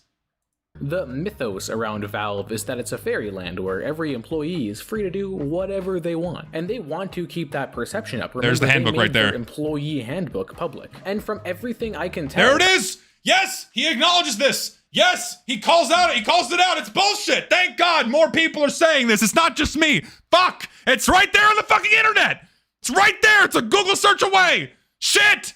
Thank you, P-Bean, for putting this in your video. Thank God more people need to see this shit. Valve does indeed value personal agency and initiative more than other companies. They have less specific oversight, but a much more prominent expectation to do something flashy, interesting, and new. And that... Which is what every other tech and gaming company does. If you're not working on the next big thing that improves their company value or is going to bring in the money, you are viewed as less valuable internally and they will let you go. Or you don't get your bonus, or you get a pay cut, or you face internal ridicule because of company politics bullshit. It's the same as every other fucking company. They say you have the agency, but you don't actually have it there. Further devalues maintenance work, which is already something that most people don't really want to do. No one wants to go in and tinker with a 20-year-old game. And yet, what does every other game company do? Because if they don't, their consumers get upset. The notorious treadmill work Oh, the evil enigmatic treadmill work. Oh, we don't want to do that. Oh, it's hard. We want to do it. Valve is allergic to treadmill work. They love automation. Yeah, that's every fucking job on the planet, most of them anyway. Treadmill work, having to do the same thing all the fucking time. That's just work. That's most jobs. Fuck. For a fan base that's pissed off. And so now we look at that company structure and we can't deny their success, but can we also acknowledge that there's just going to be some shit people don't want?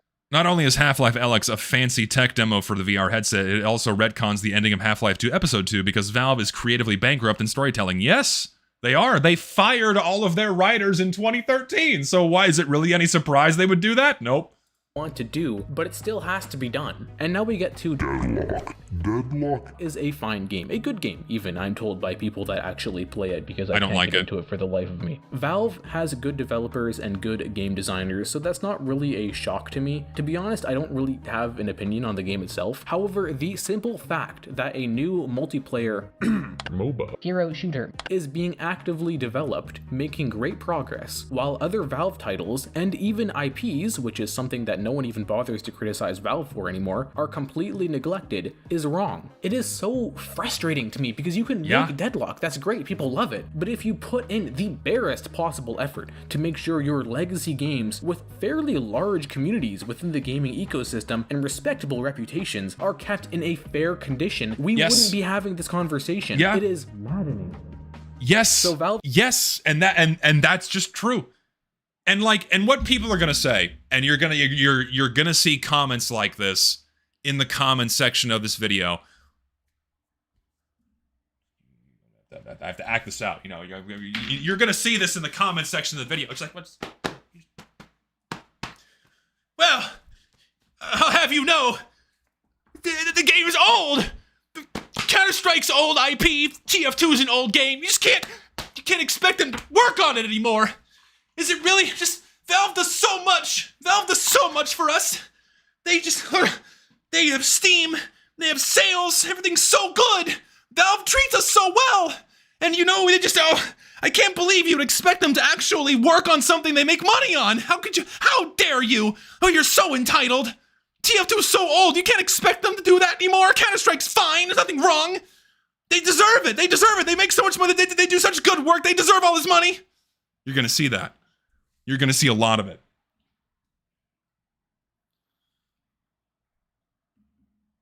And I'll say it again.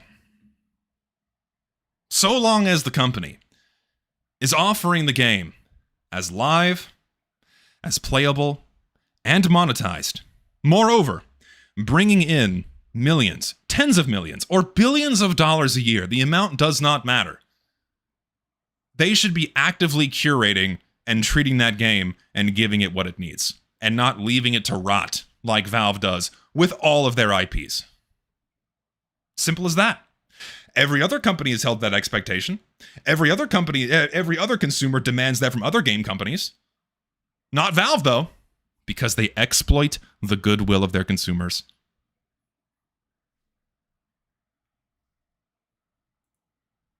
Has talked before about what they call treadmill work that's continuous and unrewarding. There it is. Anti-cheat. Anti-cheat seems like miserable work. I can totally understand not wanting to sign up for the treadmill, but someone's like, I think you had too many black pills, Unk. People need to hear this.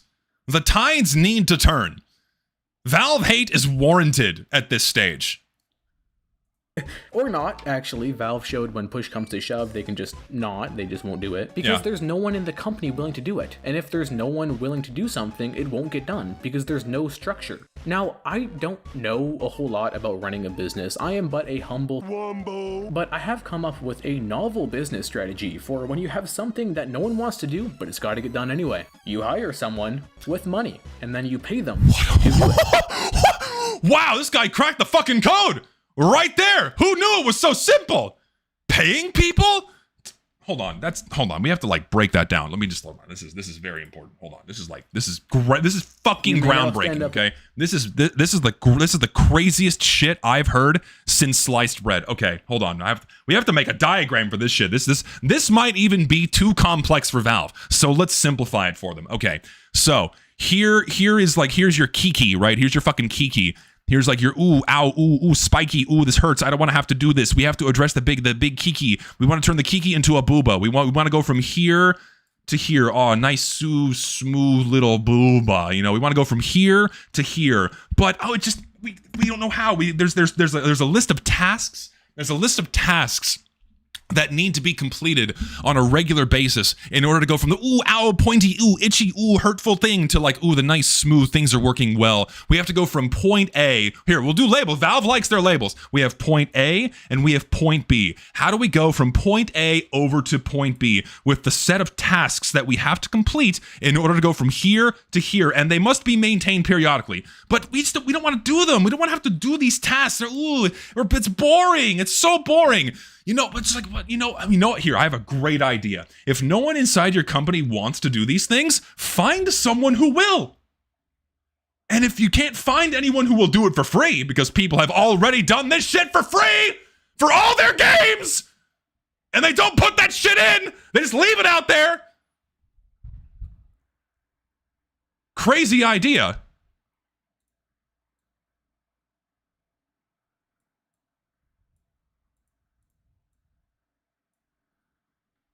Pay them for it.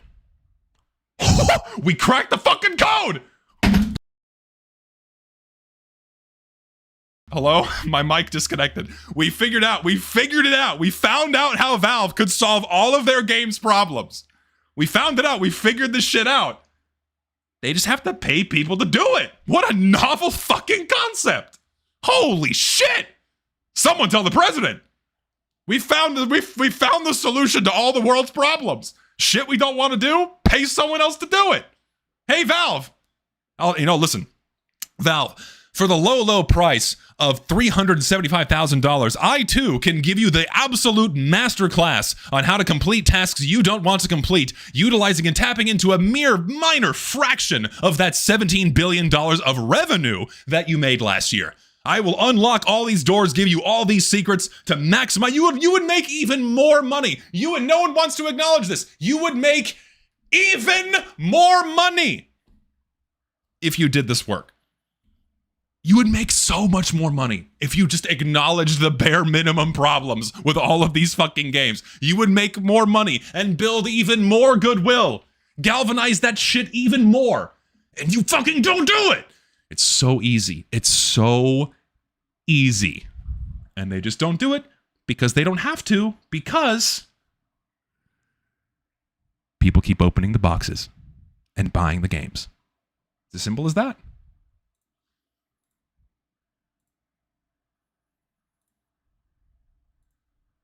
And clap at my economic genius. I don't care who does it. A Valve employee, truly economic genius by P-Bean right here. Oh my god. True economic genius. The community, me, you, goddamn Gabe Newell himself. Someone has to get on. Only way this will stop is if I win by total knockout against Robin Walker in a boxing ring. I'll do it, my favorite game for my people, Prima Victoria. You'll have a good chance. Robin Walker's 5'6". The treadmill. 5'7". He's a little guy. Games are maintained. Like a gust of wind can push the poor bastard over. Struggling game studio or something. These aren't loss leading games for Steam. Look at reality for what it is. Valve is a hedonistic company, inherently lacking discipline by design. And while the benefits of that are clear, a company of Valve's size should easily be capable of dealing with undesirable work. They should easily have teams of people for each designated game that nets them millions to billions of dollars a year. One last note is about Valve's policy on transparency. Valve does not like to be transparent with their fans because they don't like making promises they can't keep. And also, they're just lazy. While more transparency would be better for keeping any level of fucking communication, even something as simple as, hey, we're still working on the MVM update. Like a one sentence blog post, like, hey, we're still here. Work is ongoing. We didn't forget. That would just that alone would generate like 100,000 key sales. Like, oh my god, there's a blog post. Like, that would generate a wave of videos for a week in the TF2 sphere if they just did that. if I make a Kickstarter for... No. Get out of here. Enough of that And silly shit. expectations tempered, I know it's difficult to work when everyone knows what you're up to, so fair enough. What is not fair enough is complete radio silence. Remember the MVM update? What happened? Is it still coming? I don't know. I don't know. Full We don't roadmaps fucking aren't know. required, but a little communication at least. Anyway, We have that no about idea. does it. If you in any way contact Valve, whether you email them as I have before, or you Say what you will, the Huntsman kills are insane. I've not acknowledged that, but the guy knows how to... He knows his way around a bow and arrow. I will say that much. developer on Reddit or Steam communities or wherever, please be cordial while demanding better. Valve has a myriad of positives going for them. Steam is of course great, but also just the fact that they released such great games. Their stance... Like, no, listen, P-Bean. I know you're trying to end off on a positive note here, but you can't... I feel like putting this at the end is kind of undoing everything you just built up upon in this video. It's like, well, Valve does have good things. You know, there's Steam, and they made good games 20 years ago. Like, I don't know. You already acknowledged that in the first half of the video, but none of that matters when they're doing nothing for their games, man. All of Valve HQ found dead after realizing breathing uphill is work in 2035. on copyright, Yeah. piracy, modding. It's all great, but that doesn't exempt them from criticism. It's true.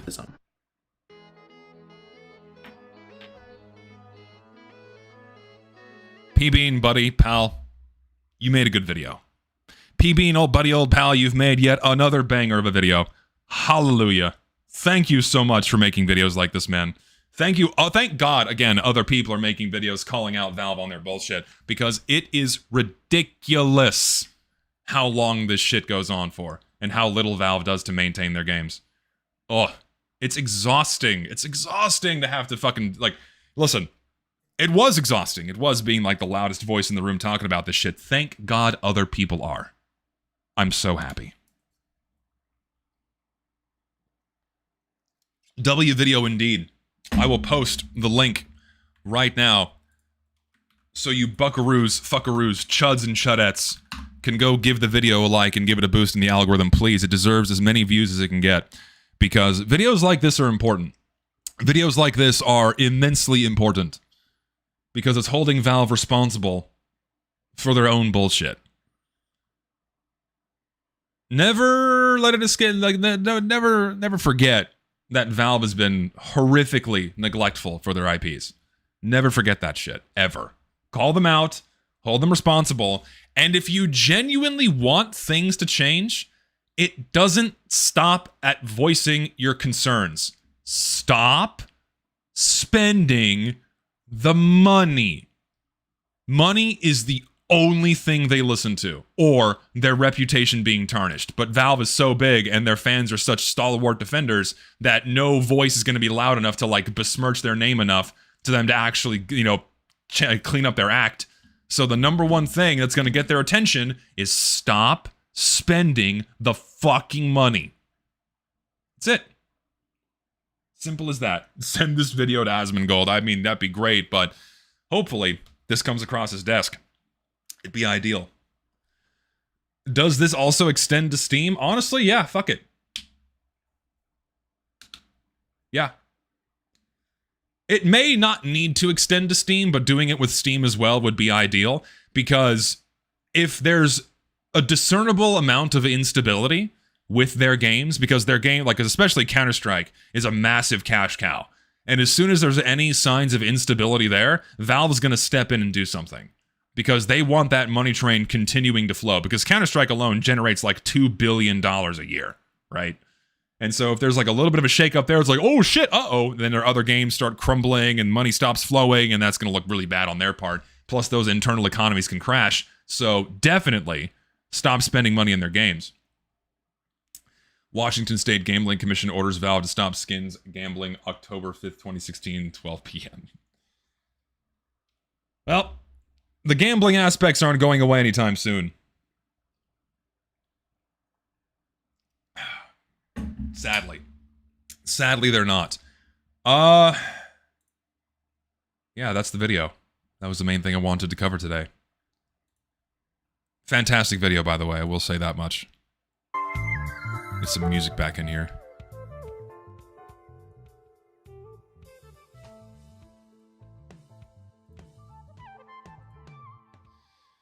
What now?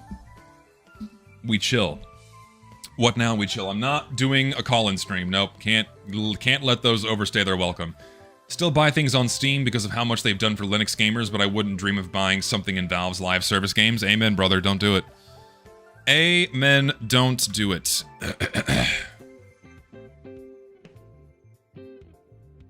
When do I think the summer update's coming out? No idea. Hold on, I'm getting Minecraft booted up. Give me a second. Summer update, probably going to be out, my suspicion, late June, early August. Somewhere around there is pretty standard. Middle of July, somewhere around there. Not that I could buy anything, I'm broke. Even better. Don't even have to worry about it. It's not, the choice isn't even there. Don't even have to spend the money. You're free. You're free of the burden. Free of the shackles of having money. Sorry, July, not June. Silly me. Brain's a little bit fried. I'm getting all excited about that video. That was such a good video. Man, P-Bean's editing is solid.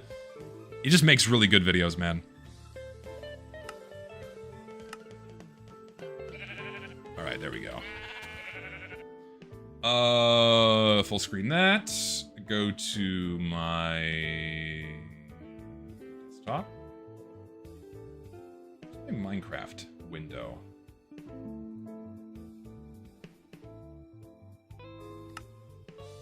We're good, we can play. You don't need to worry about how— oh, right, I forgot. Okay, Scrandle. I forgot. I have to do Scrandle. I completely forgot. Thank you for reminding me. Holy moly. This is incredibly important. Scrandle. Gotta do it. We gotta do it. This takes priority. We have to do it. The problem is that the boycotters make up a super small minority of people for it to be significant enough. Genuinely feels like you're trapped. Here's the thing. What's that 4chan meme? Right? What's that 4chan meme? Where it's like there's a post on there of someone saying, you know, oh, like, there's a new Marvel movie's coming out. I'm not going to watch it. I'm not going to watch it. And then someone replies, well, it doesn't matter because a billion people it's still going to make $1 billion. Billion minus one. You don't need every single person to stop spending money on the game. You just need enough to threaten the bottom line. That -1 will strike the fear of God into the companies. Because as soon as they see that shit dip, as soon as they see inflection from up to like slightly less up, we gotta do something about that. Important. Anyway, we got Scramble to do. Very important. Okay, so we'll do the daily. Ooh, what do we got here? We have butter, chicken, and rice. No, the thing is, I feel like the price points are so important here. The price points are super important. You can't omit the prices, but we'll go with what we got here. And then chimichurri steak. I'm thinking the fries, man. Chimichurri steak fries. I'm voting chimichurri steak fries. Like, this is just objectively a more appetizing looking meal. This looks dry as fuck. Like, I bite this, my mouth is full of sawdust. This is definitely the winner. Fries win.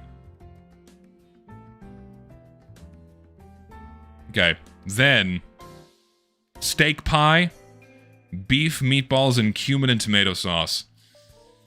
This kind of looks like a pile of slop. I could go for a steak pie. I'm kind of leaning steak pie on this one. Boycott Modern Warfare 2. Everyone in the group playing it. Yeah, well, there's a difference between playing it and boycotting it, right? They both look like slop. Okay, so we're choosing between color and less color. Is the beer included? Because if the beer's included, honestly, yeah, I think the sauce is very scintillating on the meatballs, so we'll go with the meatballs.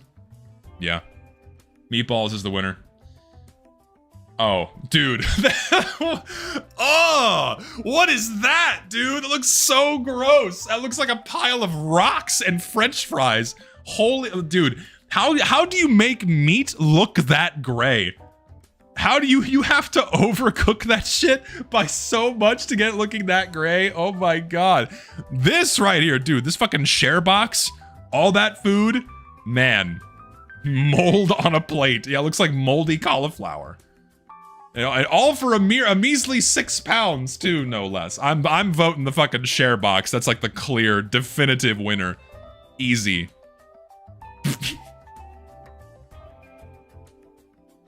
What is this? What is this? £26 for these anchovies? What? Is this included? Do you get the bread, meat, and cheese plate? Or is it just the fucking anchovies? Bro, free popcorn half eaten from the ground or anchovies? I like the qualifier down here. It's free, but it's half eaten off the for me, I would choose anchovies because I like anchovies. I'm biased towards anchovies, but we gotta go with the score here, all right? We're trying to get a full suite of green at the top. We want all green marks up top. What do you think people are choosing? I think people are choosing the anchovies. Remember, we have to pick the one people are picking here. I think the anchovies are the winner. There's no way. How are people picking the fucking free popcorn off the ground? What? I feel like people only chose that because it was a meme. People only chose that because it was a meme and not because they would actually eat it. Such bullshit. All right, now we're choosing for a passing score. Chilaquiles con arrachera? Well, I know what chilaquiles are. It's like the fried corn tortilla shit, and then a veg. Oh no, fuck that. Fucking veggie burger. No, oh my god.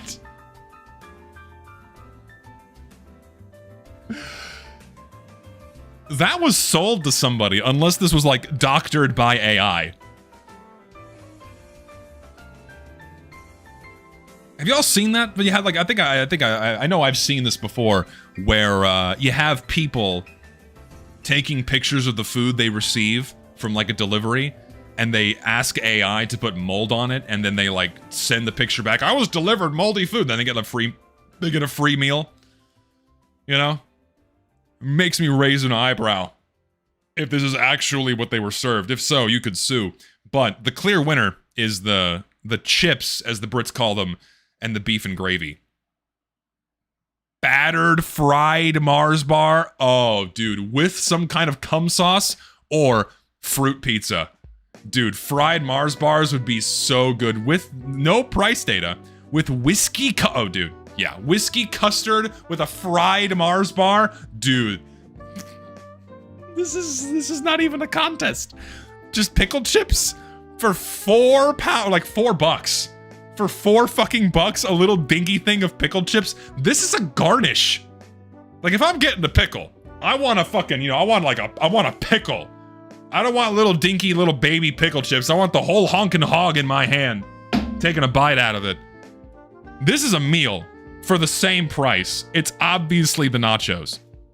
Who the fuck is buying this? That's like an insult.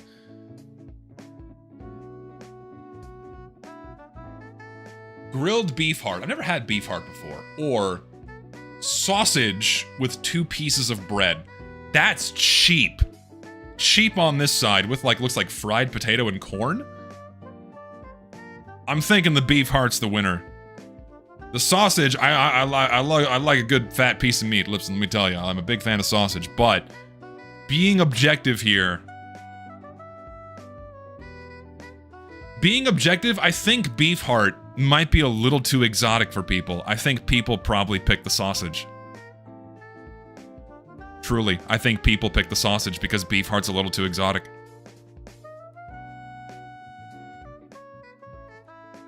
I'm hedging my bets. I am.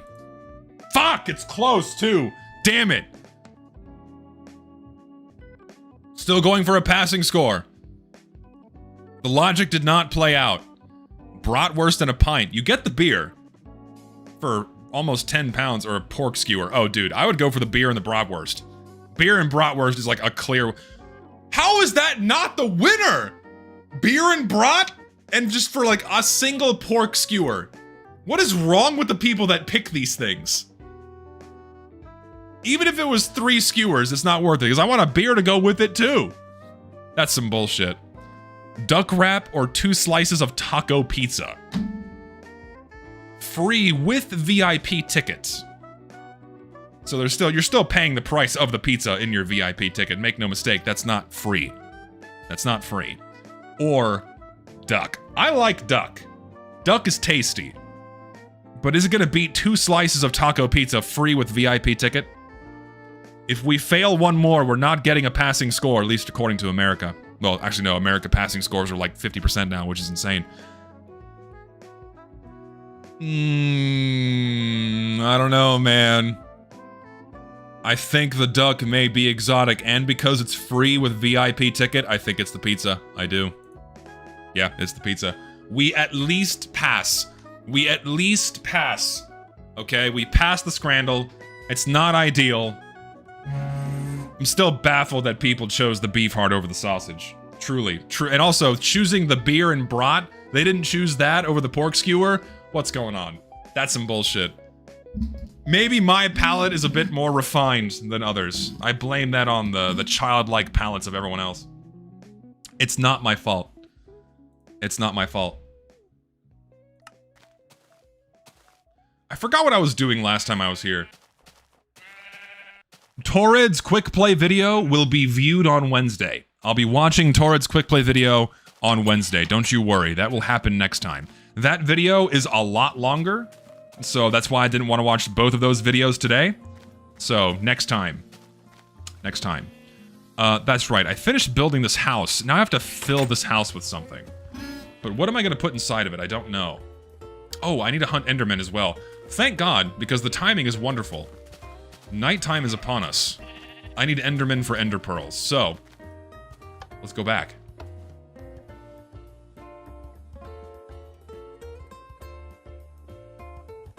No, I didn't make a new world. This is the same world. I just made a train track to my little sheep farm out there.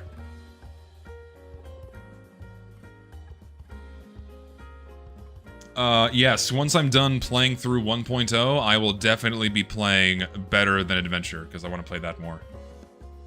What's the fucking full screen button again? Someone tell me.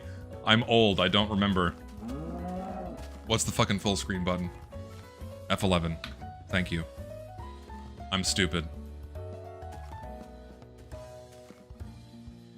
What do I think of most modern Minecraft updates, like Caves and Cliffs, another update, and Aquatic as modern?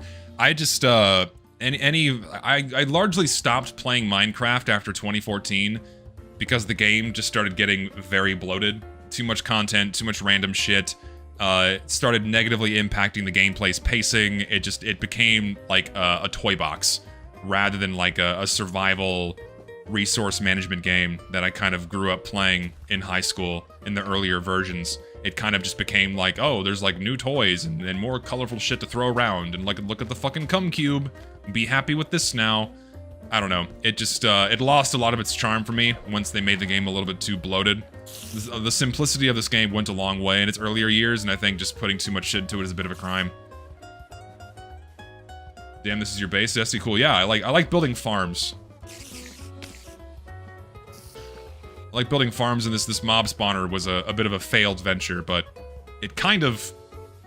it's there. Alright, we need an... oh, I heard something fall. From up top? Oh no, shit, oh no, there's shit dying in here now. Come here. Give me all the XP. Also, no, go away.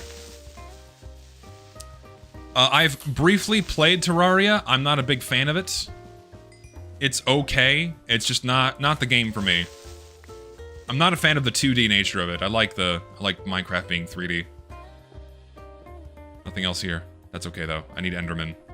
Hopefully I can spot one off in the distance. Here. Fuck off. This poor villager is still out here, buddy. Listen. Go home. Forgot how intense knockback was back then. Yeah, fucking the knockback I have on the sword is very good. Ow, bitch. Oh god, there's so many mobs out here. I need an Enderman! There's 2 here! Yes, this is good. Good news. Huge news. 2 Endermen. Okay, I'm gonna go over here, where things are not gonna aggro on me, and I'm gonna stare at them now. I'm triggering both of you. Come here. Oop, here they come. Come closer. Come here. Come here, come on. I know you're here. There we go.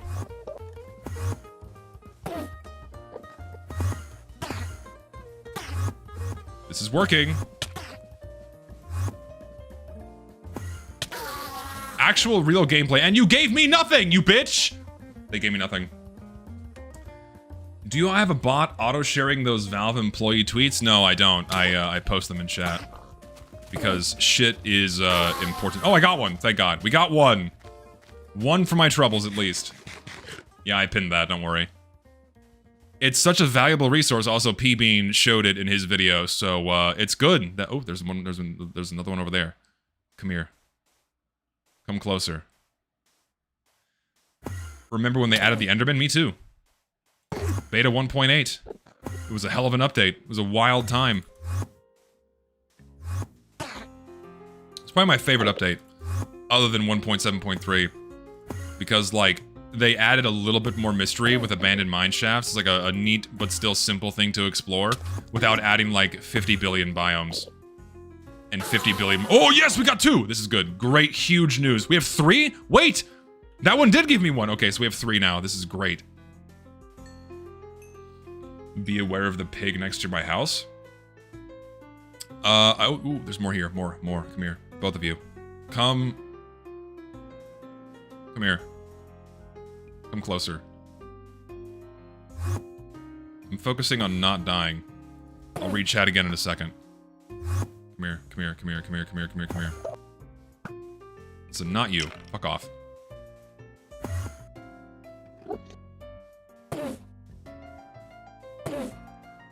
I forgot. This is how you fight them. You don't look at them and they rush for you. I remembered! It's been so long! Do I listen to metal, and if so, what's my favorite band? I'm not huge on metal. I mean, I think that the thing I listen to that's the closest to metal would be, like, Pendulum, but I wouldn't count that as metal. That scared the shit out of me. Go away. Alright, I saw... Was there another Enderman out here? There's one over there. Stare at you. Come closer. Come closer. Here he comes. We have 4 ender pearls. The more the better.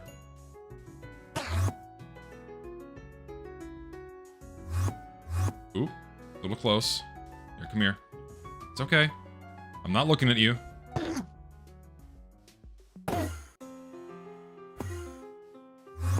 Nope, don't do that. People like to cope by saying Jeb was behind all the questionable decisions in 1.8, but Notch specifically said he wanted Hunger and Sprint to tie them together. Interesting. Oh. No pearl there. Yeah, man. I don't know. When it comes to, Minecraft's direction, I don't really care who's responsible for what. I'm just pissed that it got turned into something that I personally don't find enjoyable anymore. And the game's just being milked for kiddo money. With the, and I know someone mentioned this last time I was playing Minecraft, but they're definitely going to start wanting to phase out Java Edition, because that acts independently of their Bedrock Edition, where they have the microtransactions, you have to pay for player skins and all the other dumb bullshit. I do feel like that's inevitable, and if they do that, it's gonna piss off a lot of people, but also a lot of people are just not going to care. A lot of people are just not gonna care, and they're gonna- ooh, fight. Dude, he's right in front of you. Come on, hit him. There you go. Alright, place your bets, who's gonna win?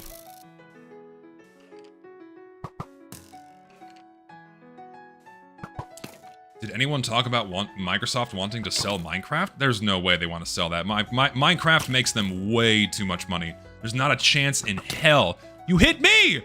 Wrong guy. Come on. Holy shit, both y'all's aim is terrible. Oh, he wins. Your prize is death. Are they bringing the marketplace to Java too? Thing is, if they do that, I mean, it's kind of a lose-lose for them. Because if they bring the marketplace over to Java and they remove player customization like player skins and shit, and they force you to start paying for them, that's gonna piss off a lot of people. The removal of Java entirely would also piss off a lot of people. But, that might be another path they choose. It would not surprise me at all.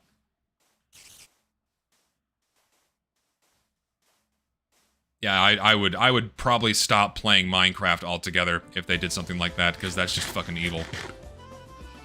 It is. It's, oh, hello, come here. You're healthy and alive. Hopefully I can kill you before the sun comes up. You took a block out of my thingy. You better drop a fucking pearl. If you don't drop a pearl, I'm gonna be pissed. You drop one? Can't tell.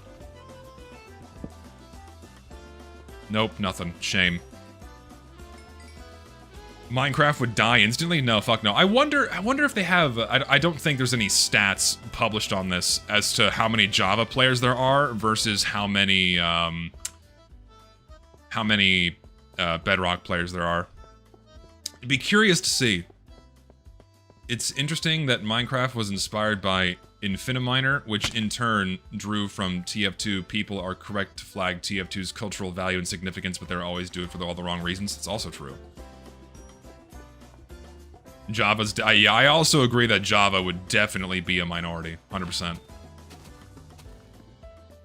Because a lot of people, especially young people, a lot of kids, have been trained and phased over to Bedrock Edition. And a lot of people just don't really care, you know? A lot of youngins just don't really have, like, care or standards for those kinds of things.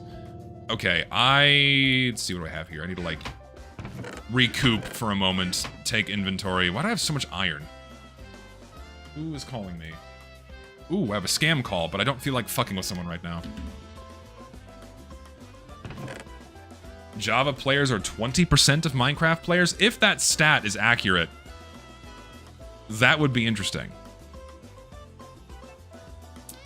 A lot of people who regularly play, they do so on 1.12 and below, so updates don't even affect them.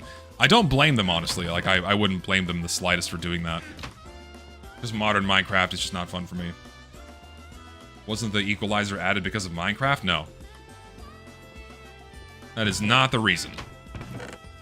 It's a reason I will expand upon in a future video, hopefully coming out sooner rather than later. Okay, so we have... We're gonna have 6 Eyes of Ender now. I probably am gonna need a lot more in order to face the Almighty. So we have to wait for nightfall once more before we can continue. No, I know that Java's not on consoles and mobile too. I understand that completely. And there's a lot of...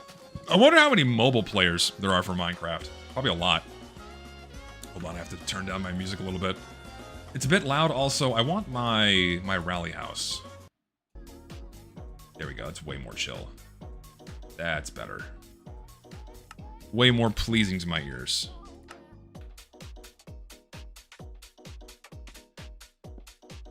Need more chill music for Minecraft? Yes. Not like shitty pig step. Okay,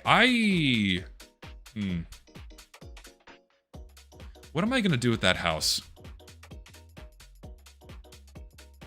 It was gonna be an expansion project, so I do need to build, like... I need to take some resources over there. I forgot that's what I was going to do. Alright, we'll take some resources over there. Bring some coal, like 3 stacks of that, 3 stacks of that, some furnaces. How much wood do I have? Not a lot. There is a fan Java port on mobile, and it's so much better than Bedrock. I mean, Java in general is better than Bedrock from what I've seen. I've never touched Bedrock, and I never will, so long as, like, so help me God. Never gonna do it. Until I absolutely have to, but if that happens, I'm not gonna be playing Minecraft anymore, because I just don't care about the game that much. I return to Minecraft every so often because I do enjoy the older versions of the game, and thank God I can play them. So, oop. Not enough. Come here.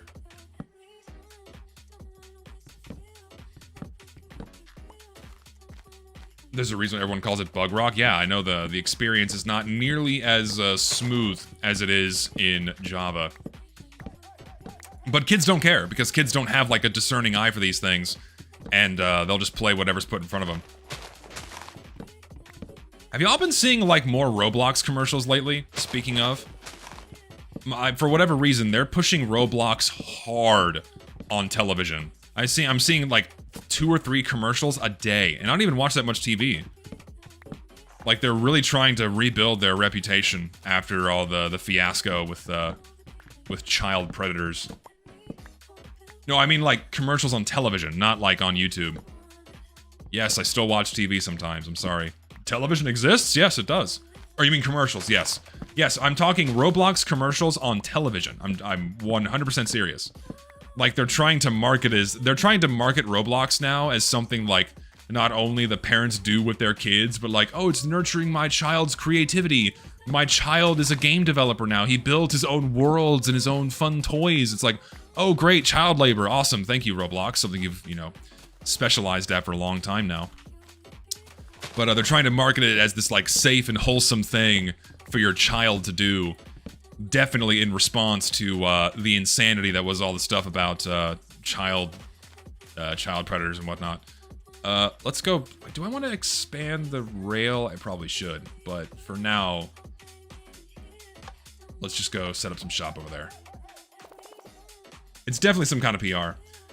Is it a hot take to say I think enchantments are really lame, especially as they affect my MP? My friend, my RL friend used to play Minecraft and just fishing for enchanted books I thought was so lame. So in this version, there are no enchanted books. So I think they're fine, honestly. It's something in the game that rewards progression a little bit more, and I'm okay with that, and it's not game breaking. It's not like super ultra game breaking where you can just fly now. Like, oh, you made it to the end? Here, you can fly now. It's, you mine a little bit faster, you deal a little bit more damage, you do some knockback. I think all those, or like your tools last a little bit longer. I think that's pretty uninvasive. So I'm okay with enchantments. Like the really crazy shit, not so much.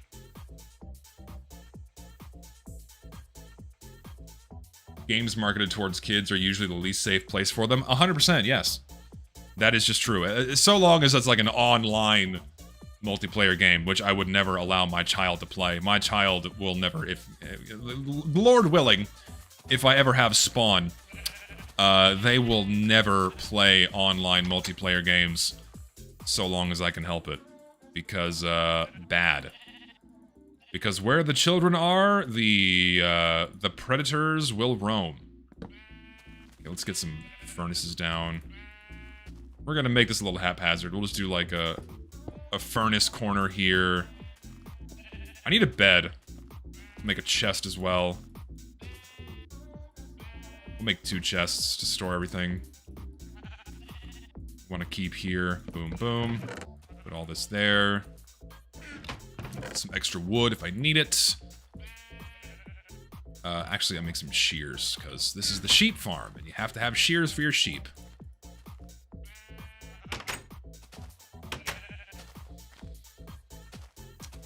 Just remember, if you can't make it, if I can't make it, none of us have a chance. No, I think I'm an odd case when it comes to the dating market. I think there are other issues I need to address before I'm like an ideal partner. But not this day. I can build a bed at least. Bed. Okay, now we can happily have this as our checkpoint place, if need be. Fantastic. Put that in there. We'll keep the coal. I need to figure out what direction to expand in more. I feel like going in a linear direction is not a good idea, so I'm gonna go back and build this way, I think. Or go this direction with more train tracks.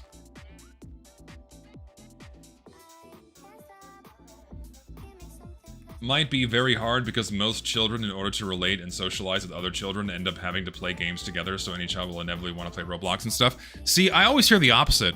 I hear that if a child is playing games online too much, it affects their socialization and makes them antisocial and not well-tuned to behaving in public places. So when I have a child, they will be socialized like how I was socialized. They will play with their friends in person. We'll go to theme parks, we'll go to water parks, we'll have, like, play dates and shit. I'm not having my 8-year-old sit at a computer and playing Roblox for 6 hours a day. That's for adults to do. That kind of gaming is for adults, not for kids. I want my kids to play outside. That's my thing.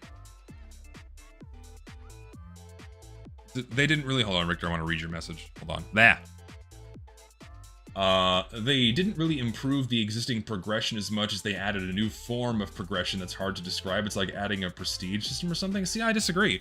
Because, it's rewarding and it's directly related to your performance in defending the areas you establish. I disagree with that on the enchantments. You can say it's bad because you can get diamonds in a few minutes, but there was also a point where the maps were not infinite, and I think that's partly why it was designed that way. I think, yeah, being able to... that's like a pacing problem that I've pointed out before, in that people can just get endgame shit super quickly, makes the pacing of the game, like, not fun. And the excuse of, well, just don't play the game that way, kind of defeats the purpose. Like, it shouldn't be there in the first place. You know, like, just by happenstance I come across those things. How many rails do I have? Enough to probably get the next rail system going. So let's do this. Do I have some nostalgia old gen mods? Nope, I'm just running 1.0. That's all I'm doing. Do I have stone? I don't have stone. I'm an imbecile. The kind of stuff with children never happened until 2020 came. It was always there. It just got worse. When everyone was forced to live inside. So, yeah. It definitely amplified those things. It didn't spawn those things. It just made them far too common for, you know, any reasonable person to deal with. I forgot I had gold. Anything else in there? No. Okay, so it's like, I'm gonna make a bunch of smooth stone because I need to make more buttons in the future.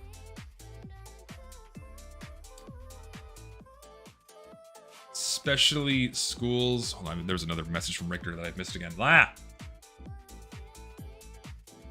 You can say it's bad because... oh, no, that was the same message, sorry. Whoops. Understand men's struggles with modern dating, but us girls also have a hard time, especially when looking for long-term healthy relationships. I think everyone's in dire straits right now in that department, unfortunately.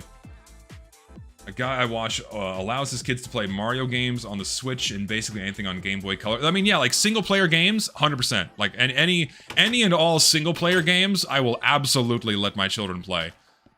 On any myriad of consoles or even like on a computer. Single player games. No, that's the wrong one. Come back, come back. Wrong cart. Put you back. Boop. Okay, we go here. Go. On my server, we regularly get in arguments over the new Minecraft textures world generation, and it always devolves into just install a texture pack, bro. Yeah, when it becomes up to the player to solve the game's shortcomings, you know that they deviated from a decent path a long time ago when it comes to updating this game and managing it. Yeah. It becomes the player's problem to fix the game company's shortcomings. Yeah, no. Stupid. Stupid, stupid. You are a slave to Microsoft. You would cup their balls and suck their penis if it meant getting a new Minecraft skin for free. Guaranteed.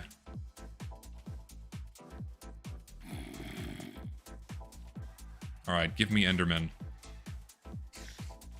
We're going out into the yonder reaches here. So I feel like I'm not gonna come across anything now. Put a torch out here for a checkpoint. Go away. Go away.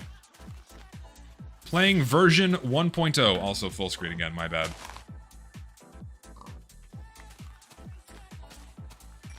My kids will be allowed to play vintage story, no pussy survival like current Minecraft. Oh my god. Just anything that's not online. That's for me. Because of the age of information being available on a moment's notice and not having to sift through lies on obscure forums, multiplayer games of yesteryear were an okay way to socialize with classmates. Well, yeah, that's just touching on the overarching problem that the internet is not as compartmentalized as it used to be. Once social media and interactions all became centralized onto 5 websites and 3 major gaming platforms, shocker, everyone being shoved into the same room, means that children are going to be exposed to the kinds of people they should not be around. and that people in general are going to be surrounded by other people that they probably don't get along with. And so you get more fighting, you get more criminal activity, all as a result of everyone using Twitter now. That kind of thing. Not specifically Twitter, but you get what I mean. Looking for Endermen. Need more tall black men to chase me at night. Where are you? Show yourselves to me.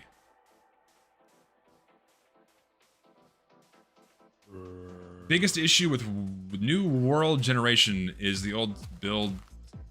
Is that old style build looked too small and out of place, so everything has to be made bigger and spam with different blocks for texture. Yeah, I also like the old world generation where you got like more crazy, cracked out geography. It made smaller buildings look cooler and kind of fit in, but everything's kind of big and flat and or like overall larger. The scaling of everything went up. I liked it when it was messier. The messier terrain generation was way more interesting and more fun to play with, I think. Hello? It's down here.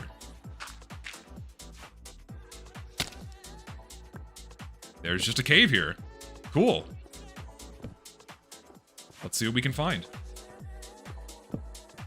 Yes, tall black men chasing me at night.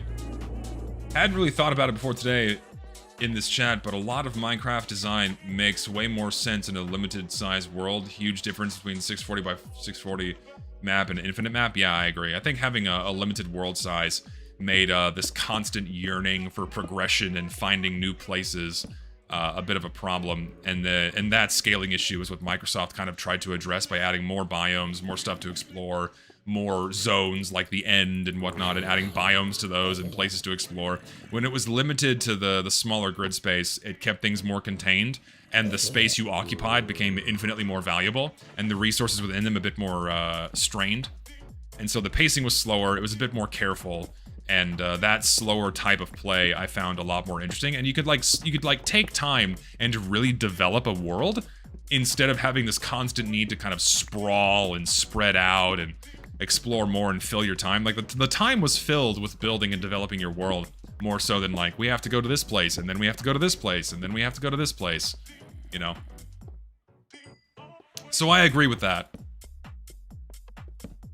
I know there's gonna be no Enderman down here, but the mines, I yearn for the mines. They call my name. I'm gonna hopefully find something interesting, but considering I'm now out of torches, I'm gonna go back to the surface. Water? You bastard. Here, you have to die now.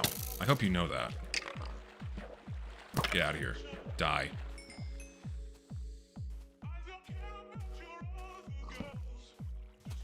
Yeah, and also in the older versions, there wasn't much to find other than like the bizarre oddities. So I liked that more. And there was a much bigger risk in expanding because of the lack of more end game things that helped you keep yourself alive, like sprinting's not end game, don't get me wrong, but it was something that made survival much easier, and then progression across larger areas of terrain a lot easier. And so it fundamentally changed the game by putting sprint in there and a hunger system to keep it basically topped off infinitely. So good shot. Thank you for dealing with him for me. Your prize, your luxury is death. Yours is too. I need Endermen! Come here, fucker. Die.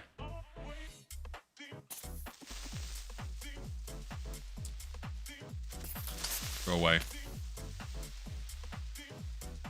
Nope, there's no shields in this version. No, there's not. This is pre-shields. Just how there's blocking. You can do this, though. This is still in the game. You can do that. Like masturbate. Look, ooh. Chop me Pinor. Yay. Where are the black men? Come here.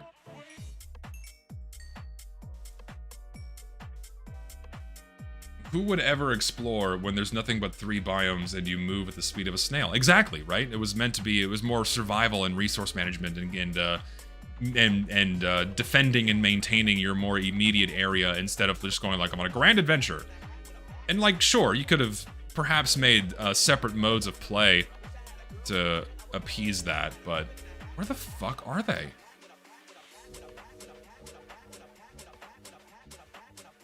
Annoying. I'm not seeing any of them.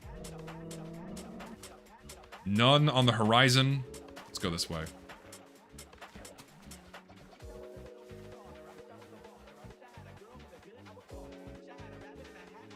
Combat update killed Minecraft for me. Yeah, I wasn't a fan of it either. I like the old combat way more. Because, like, the notion of, like, oh, we have to cater towards, say, like, PvP. No. Wasn't a thing, really. Until people, like, modded the game and did crazier and crazier stuff with it. Which is fine, whatever, go nuts. I'm not, like, condemning that at all. But, to adjust the base game to, I guess, appease those types of things, not huge on it. The talk with Mastercoms went really, really well. I'm very excited to get that episode out next week, because we had a really fun conversation. I think a lot of people are going to find it interesting. I know people really want us to have this, like, grand, epic debate, knockdown, drag-out fight, but that's not what we did. It's stupid. You can't have a meaningful conversation with someone if you're just wanting to, like, fight or have a debate, you know? It kind of defeats the purpose. Okay, so now I can go back up here. Actually, my stone should be done now so I can have buttons. Sorry guys, no boxing match, but I do think people will really enjoy the conversation we had. Date with Mastercoms when? Nah, I don't swing that way. Listen, we could fight. I could find some form of contentious topic. We could just fucking get in a nasty brawl, you know? Really fight each other over something like that, but it'd be over something like Spy's head is small. Something silly, I don't know. It'd be a joke, it wouldn't be real, it wouldn't be legit. It'd be for funsies, as women on TikTok say. Okay, what do I got here? We build a train track.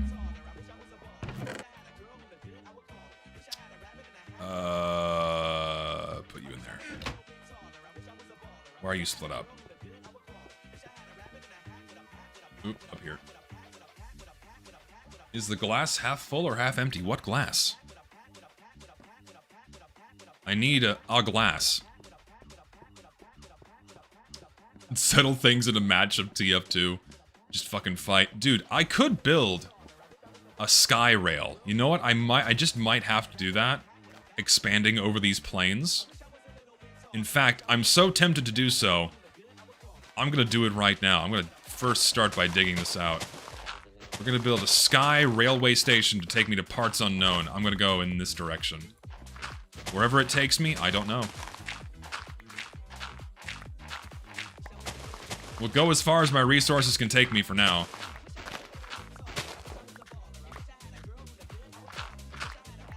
How much do I have to dig through? Not much.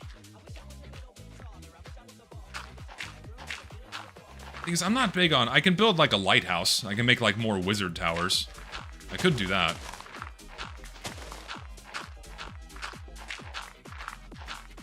Or a nice hanging balcony. I could do that, too. Build off over the water. Actually, I could build a fishing pier. Train station first.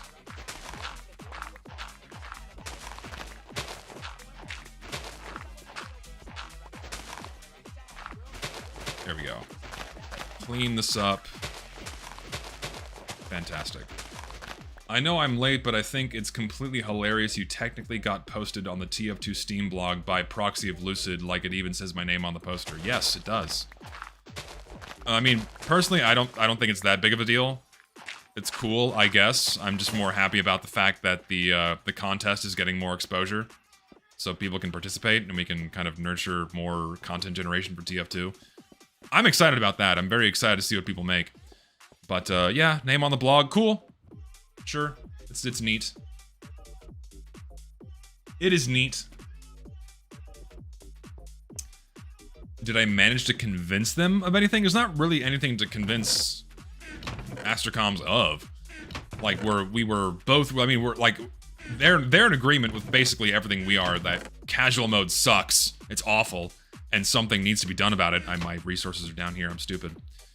So, like, we have, like, a baseline agreement on that. It's just, like, specifically what needs to be done.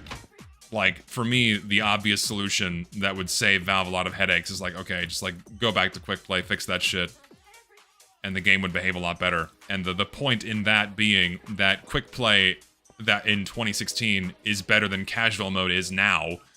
But Mastercom's side to that is they could do a lot more, and they could absolutely improve a lot of the things quick play had, like things like a server population. So yeah, it's just the scope and scale of what we would want Valve to do. Nothing contentious whatsoever, I should say. You'll see. You'll see. It's gonna be cool. Alright, now... I have enough wood. Okay, good. Flush that out. Put you here. And yeah. Button. We'll use wood. We'll do like here. Then I don't have any cobblestone on me. I have to go mining more because I need more cobblestone to keep building my railways. Where does the rest of Valve hate? Where does the rest of the Valve hate come in from my side? A lot of the non-neglect parts seem to be predicated on misinformation, the gambling lawsuit, and interpreting things in the worst way. Just to be clear, I'm not disagreeing with you on casual. It sucks that we need quick play back, just wondering about the rest. I mean, a lot of my anti-Valve sentiment comes from things that I sadly cannot share publicly. It's not my place to do that. I've had my eyes very heavily opened as to how they operated in their earlier years, leading up to where we are now. And it's just very disheartening that people hold this company on such a high pedestal when they're really just not that much better than many other game companies, and in some ways are more insidious and greedy. It's just that, you know, as I mentioned earlier, Valve exploits the goodwill of their customers all the time, where if you even attempt to say these things, people are going to look at you like you grew a third head after the second one for even wanting to criticize them in the first place. So it's things that will all come to light in due time. So we appreciate patience. We appreciate patience. I need cobblestone. I have some.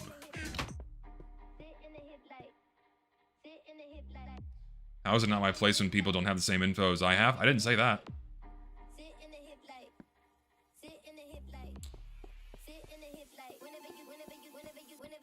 Yeah, don't worry. Stuff like this is always going to get out one way or another. Just patience. Patience, patience, patience. Okay, let's build this. We'll make this cobblestone.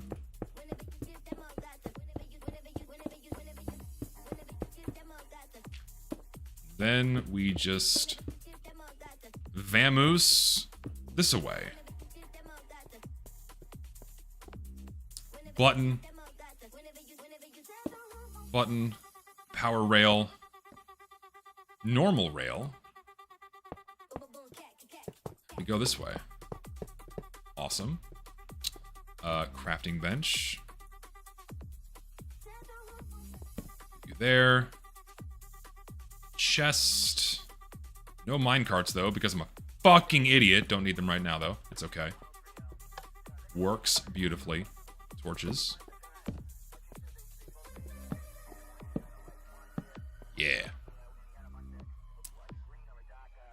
I meant like you know stuff most don't type of thing. Well, again, in due time, hopefully more of these things will come out and more people will know. So, don't worry. How do I feel about Minecraft having natural disasters? I just don't think that's a good idea. I think anything beyond thunderstorms bringing rain would be a bit excessive. Not a fan of that. Light this up down here so shit doesn't spawn. Better over here. Also nice. Reminds me of that tornado mod. Yeah, the fucking Minecraft tornado mod is insane. Just kicking shit up and flinging it everywhere. Oh god. Not saying that that's what you were asking for, but I think limiting it to just rainstorms is plenty. How am I gonna... this is just gonna be floating, so you're gonna have to bear with me on this just being floating. Hot take, but Valve is the most spiritually Israeli game company. Bunch of loyal supporters, manipulative practices, and you cannot criticize them in any way. That's certainly a hell of a way to put it. I have to leave it at that, though. That's certainly a hell of a way to put it. Spiritually Israeli is really funny, by the way. This is, like, very precarious. Maybe I should just do it double wide for the sake of safety, so in case I need to stop, I have somewhere to stand. I think I'll do that. Be careful about what I say about the big eye. BB, please do not nuke my home. I love Israel. I love Israel. Do not send the Mossad after me. I love you. Point proven. Having a double wide walkway would be very good. Hey, I know you must be absolutely tired of people accusing you of one shit or another, but can you address the screenshot from X in DM? Screenshot from X? Huh? I don't know. I haven't checked. I'll look later. It's probably one of the 50 million things people bitched and moaned at me for over the years, and it's exhausting to, like, say the same shit over and over again. BB is watching. He got me.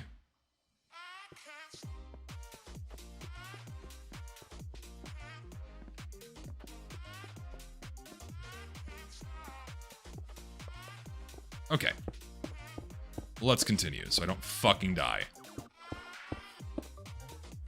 Better.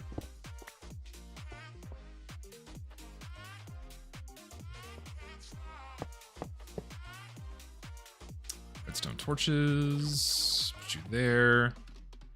Lovely. Need normal rails on the hotbar, please.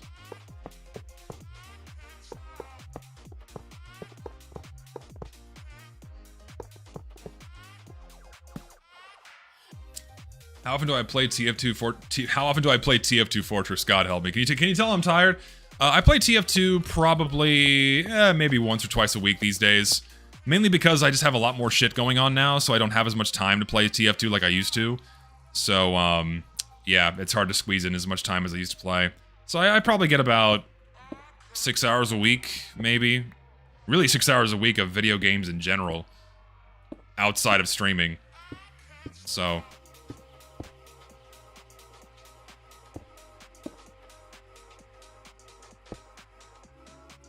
Oop. Come on. Yeah, I was playing TF2 yesterday because I needed to get some clips for the next video I'm working on. Yeah, so, like, if it wasn't obvious, the shortstop video is next. And I have another video idea that I really want to make. Problem is, it's going to rely on me taking another player survey. So I want to ship that player survey in the next video so it maximizes the amount of attention it gets, so I get as many people as possible to take it, because more data is better. So, yeah. And then that video will go on the back burner until after this, like, other little mini nuke I'm crafting that I think people will really enjoy.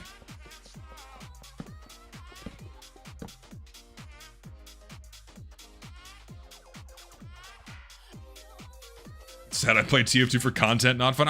Dude, I had a fucking blast playing yesterday. I was on what was easily the most intense match of Powerhouse I ever had in my life. We were on the last point, timer ran out on the map timer for like 20-30 minutes.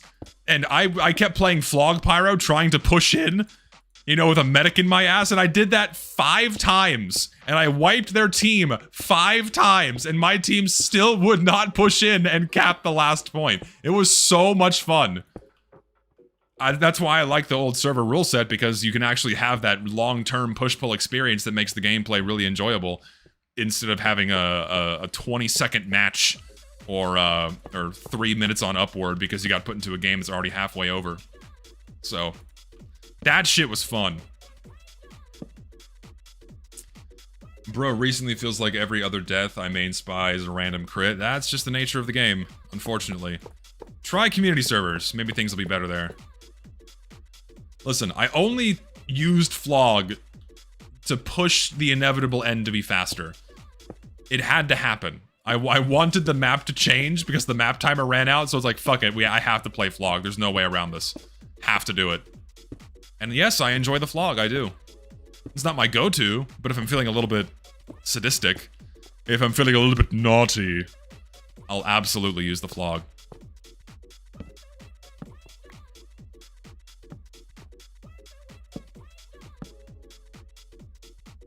Yeah, by the way, this was on my own server, my own official TF2 servers. If you'd like to play on them. Okay, I have more rails. Good. Nope, not what I wanted. Come back. Where's my shift key? Hello? Nope, not that.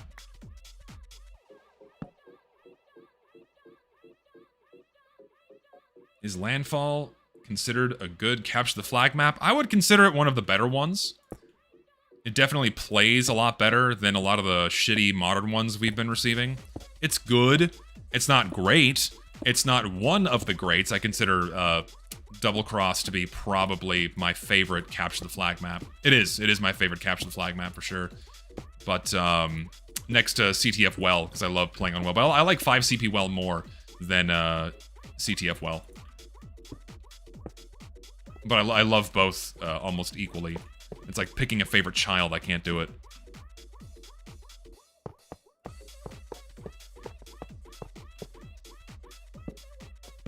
Nice. Does pick block not exist in this version? I don't think so. No, it does not. We gotta keep going here. Going as far as I can until I run out of resources, and then that'll be the beginnings of my ventures this direction. And I have to go mining more so I can find more abandoned mine shafts and get more free minecart rails.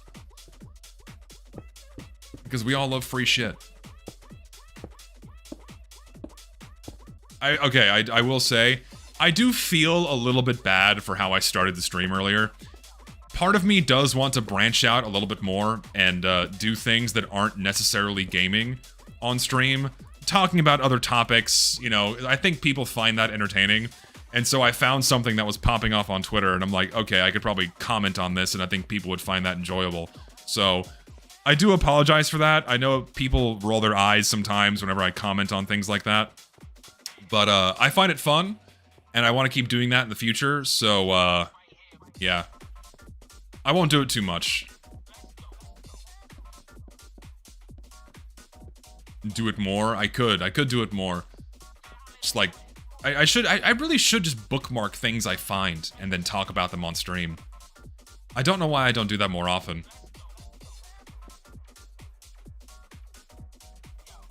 Why the hell turn off engineer? What?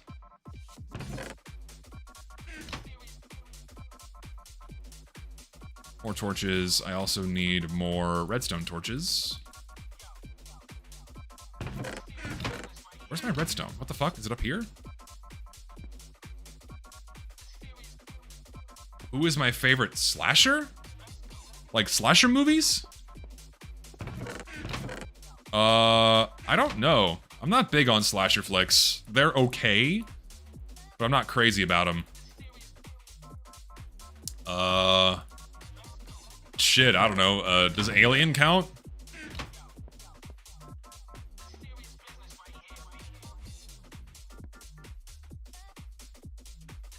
Listen, no, I have to mine in Minecraft? Listen, it's the name of the game, I'll do it. Alien doesn't count? That's kind of a slasher movie.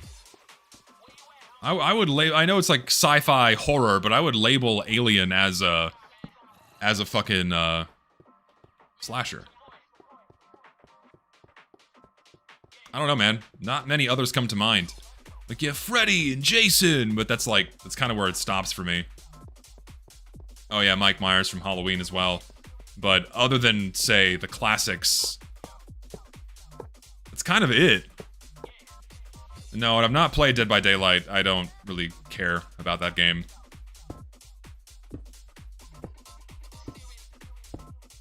Have I seen Freddy vs. Jason? I think I did. maybe I'm manifesting the memory from nothingness, but I think I did watch that movie many, many years ago. But I don't remember a single thing about it. I don't even remember the plot, other than, like, it's two powerhouse slashers fighting each other. That's just kind of it.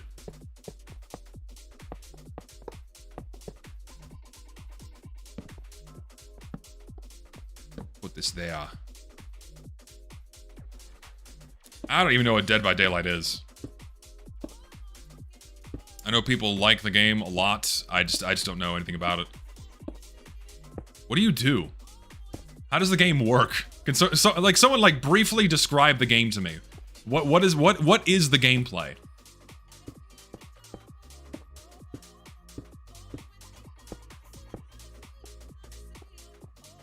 I'm very curious. It's a playable slasher movie. Okay, that sounds interesting as a premise. Okay, we'll put like a break here when I need to like ride out here further and build more. Because I have more stone. Oh, I can keep going. How much more stone do I have? Not much. We'll do a little bit more.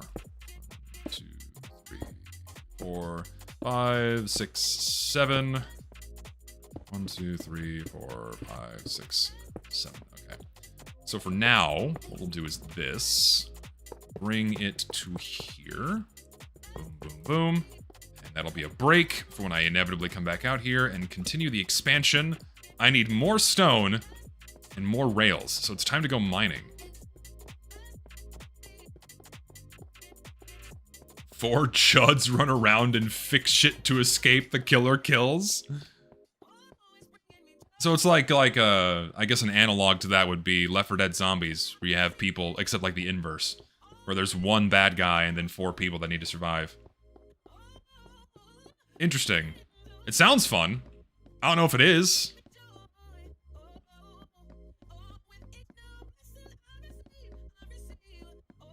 It's an unbalanced game, and it's more toxic than TF2. Is there voice chat in this game? Dude, if there's voice chat in that game, that sounds like a whale of a time.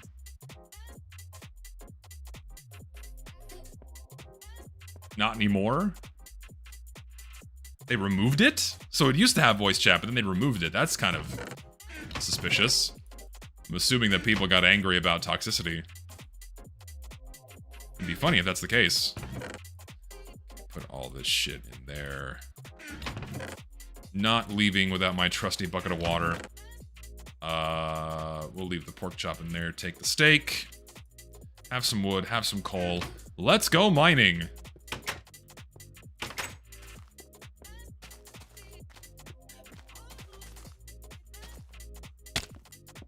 Oh yeah, I saw that RAM makers are getting sued because there's absolutely some level of coordination amongst RAM developers to throttle the supply and only cater to AI development, which is just driving up the prices. Toxicity is why I don't play Roblox outside of videos, and also half the reason why I don't play CS2 cheaters is the other half. Yeah, I feel like when it comes to Roblox, I mean, my experience in Roblox is extremely limited.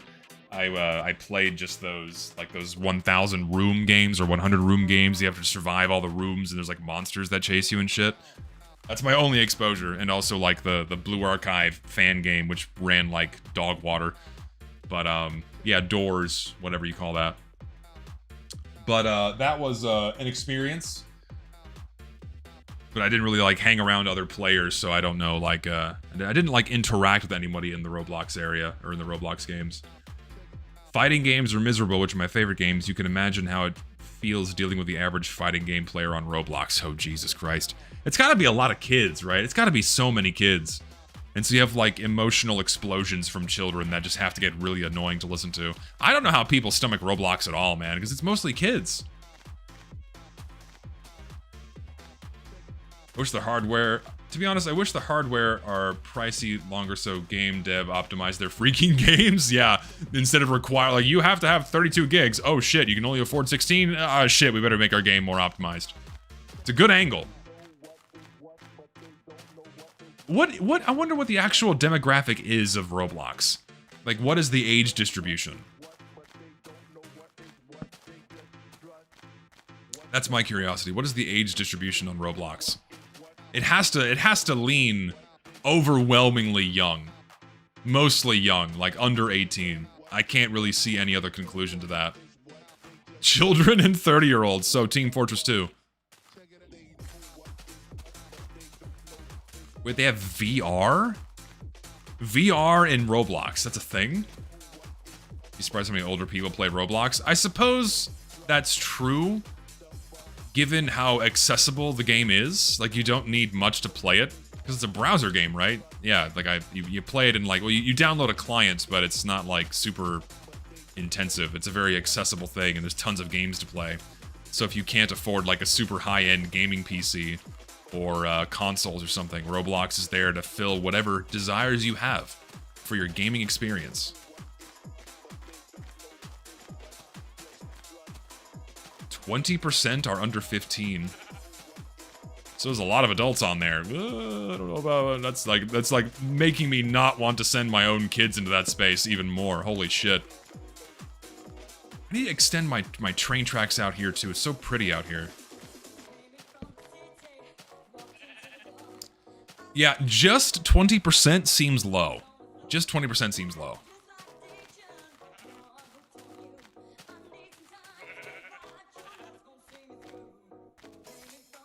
Can you play Roblox on an iPad?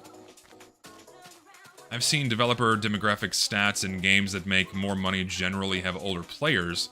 Complex and difficult to understand games have dedicated audiences, which tells older people play. That's fair. Yeah, more complex games definitely bring in older people, and if you're spending money, that means you have to have money, which children normally don't have because they don't have a job or access to a credit card unless their mommy gives it to them. So that makes sense. Roblox is on mobile. I suppose that's a stupid question to ask, given the absolute behemoth of a game it is, but I just didn't know.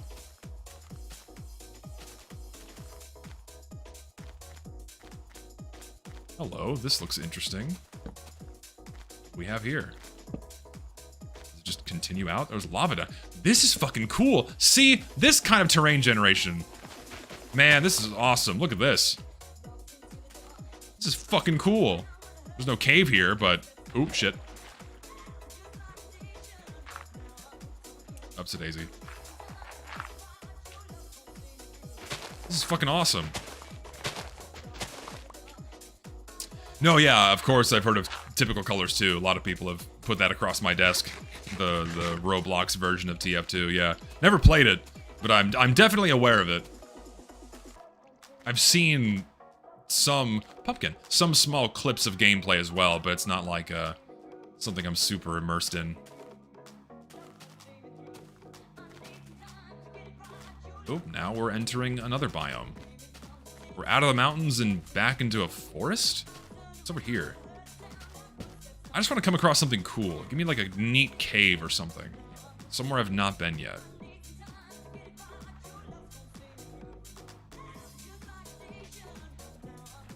Kind of like Caves and Cliffs World Gen, but you'd need a night vision potion to appreciate it because it's so dark. Yeah, I'm not a fan of that.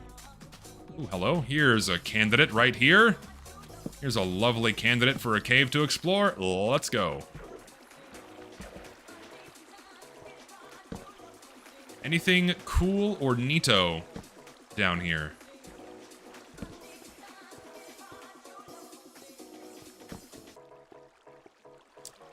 %40 on Roblox are under 12, according to some graphs. I'd like to see where they pull their data. But 40% under the age of 12 would also not surprise me.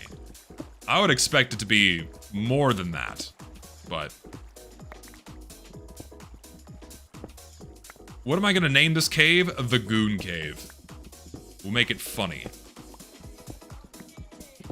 You should add matchmaking in Roblox. I'm thinking no. I'm thinking that's a bad idea.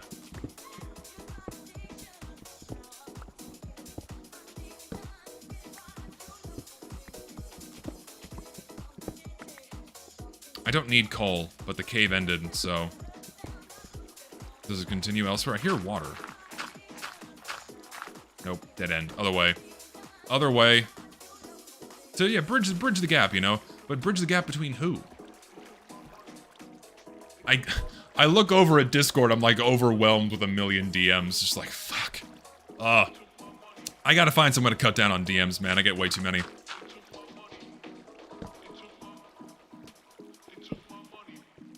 It's like, to be fair, like, DMs are like the modern email. So DMs are like the equivalent to email now. Because if this was 20 years ago, these would just all be emails I have to answer, so... I guess I can't complain too much. In a sense, YouTube channel behaves kind of like a business. People want to get in contact with you, so it works that way. Ow.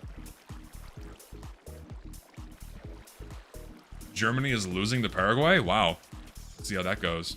Get a manager? No, I don't need a manager. I enjoy being a one-man show because it gives me that much more control, and I just prefer it that way. I don't like having to appease other people when it comes to what content I make. Yes, the Zest plushies will arrive in August, which is going to be awesome. Did I hear about the new act the US government is trying to pass that will enforce mandatory internet ID verification? Just happened today. So they're going to keep trying to push it, because what government would not want mandatory mass surveillance to remove internet anonymity? What government would not want that to hunt down and point out enemies of the state? That's like the ultimate end goal there. And of course they're always going to push it under the guise of, oh, we have to protect children. If we know who's a child, we can prevent them from using the internet. No, it's about tracking what everyone's doing online and attaching a full piece of identification to it. Anyone that tries to... anyone that's being convinced otherwise, let me know. I have a bridge to sell you.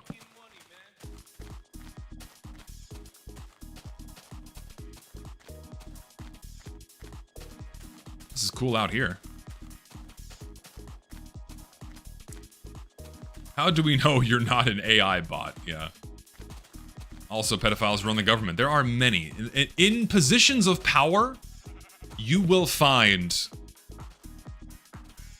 well, not just child predators, not just pedophiles, but you'll find all manner of crazy people that are abusing that power in many ways. Whenever you enter a position of power or a position of influence, oftentimes people, you know, I'd like to believe that most people handle it well and remain sane and kind people, but there's a lot of people that let it get to their head. They let it get to their head, and they, you know, do a lot of not very smart and unsafe things. And oftentimes illegal things. Evil pays, but not in the end, because you go to hell and burn for eternity. So, I really need to find a cave or something, man. The terrain out here is fucking beautiful. Ooh, thank God. Good timing. Good timing. Put me in! Don't want to be out here at night.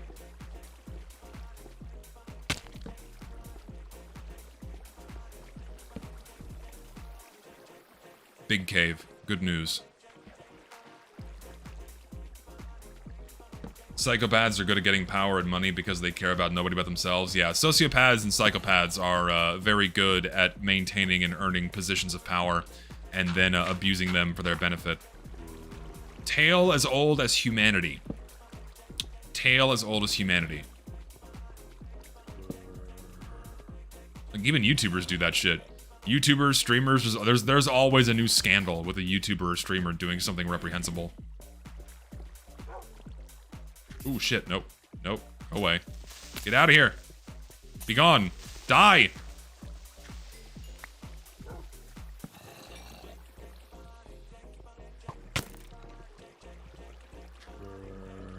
Get the fuck... Listen. Die. Did he fall? He fell. Anything interesting around here? Gotta go deeper. Need more diamonds and more abandoned mine shafts. Creepers act so goofy in 1.0. Yes, and I think it's wonderful. I think it's beautiful. Is my stream dying? Am I good? Am I here? Hello? When I say Marco, you say Polo. Can I move my pecs by themselves? Can I? I mean, a little bit? They're not like Terry Crews big, but I can flex my chest, yeah.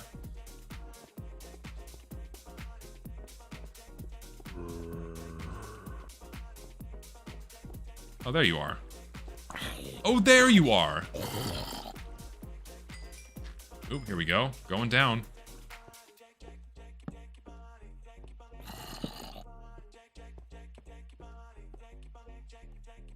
Flex for daddy, my little puppy. If you were in the same room as me, I would hurt you.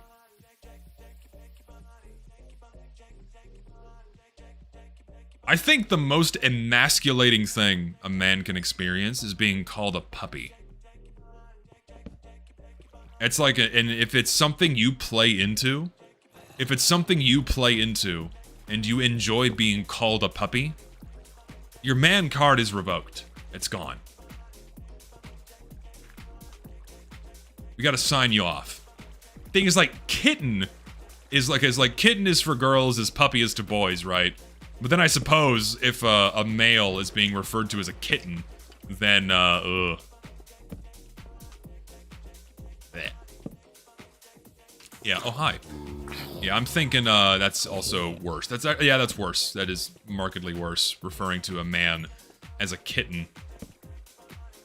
People do that all the time. People do that shit on the internet all the time, and it makes me angry. People like this exist. I think it's time to cut the losses and become gay. You couldn't pay me.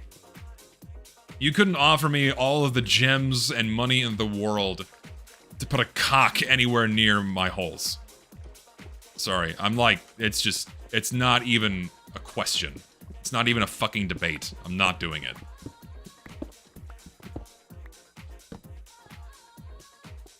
Anything around here? What level am I at, by the way? Gotta go deeper.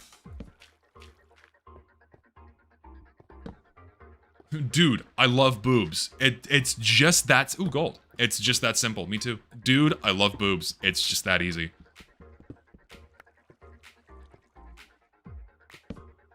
Implying there's more than one hole? Mouth.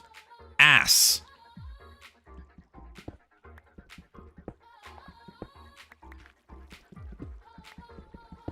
Bottom or chest? Tits or ass? I mean, I like both. You know? And both have their benefits, but if I were to pick, I mean, I used to be like exclusively a boobs man, but I've come to largely appreciate the butt. So I think the butt is the winner for me. I've fucking been here before. Fuck! How?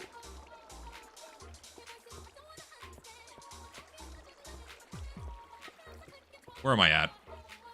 All right, I'm picking a direction. I'm just mining. Fuck it. I'm just going this way. Fuck it. We'll just dig in this direction.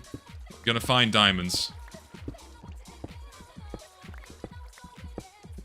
Why are ass cheeks attractive? Listen, it's, I think the simplest way to describe it without getting a little gross is that, men seek out women for breeding and for passing on their genes. And, one that has, a lower half that looks ideal for copulation. That is the draw. That is the allure. It's biology.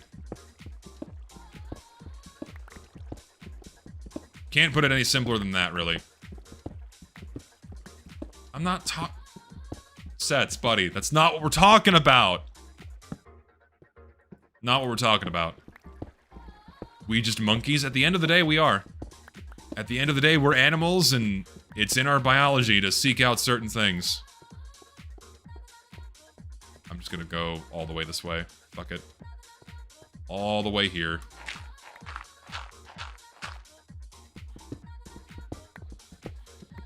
Big boobs or big ass? I mean, both would be cool.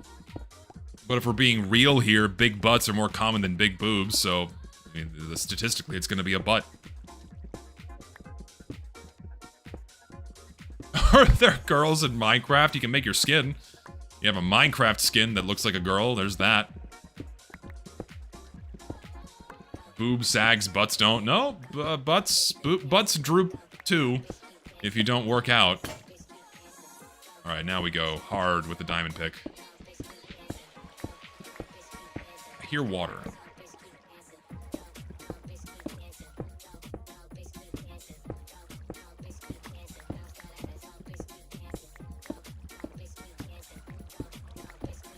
Oop, hello? What we got here? Oh, what the fuck? Huh? What is this? What is this mess of a cave I've just found? Ugh. Nothing? It's just one source block. How?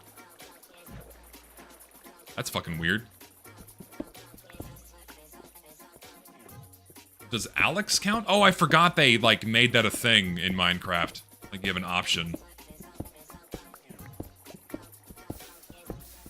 I totally forgot that. Oh, convenient. Extinguish the lava for me.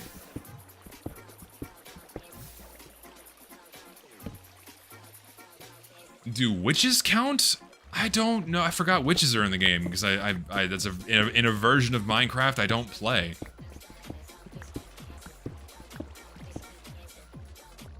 Wasn't Alex just supposed to be Jeb?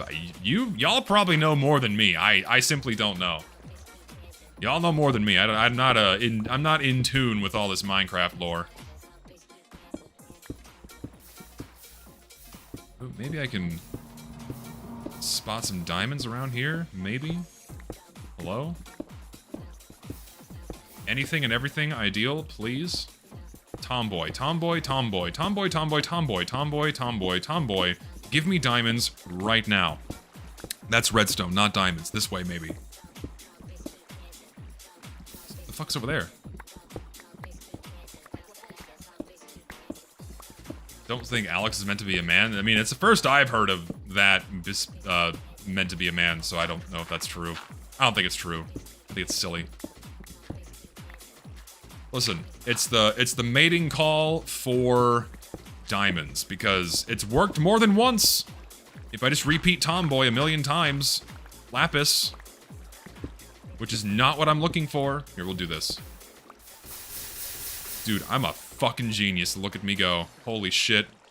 Give me a Nobel Prize for my genius.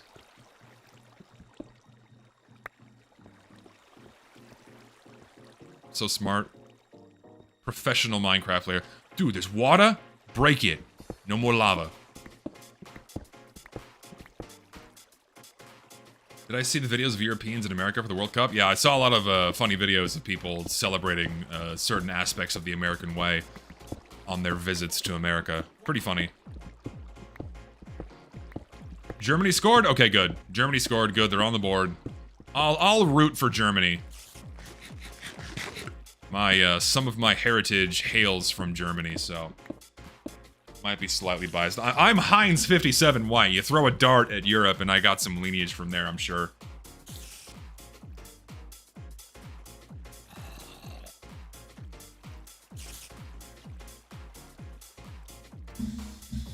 The medic would be proud. So true.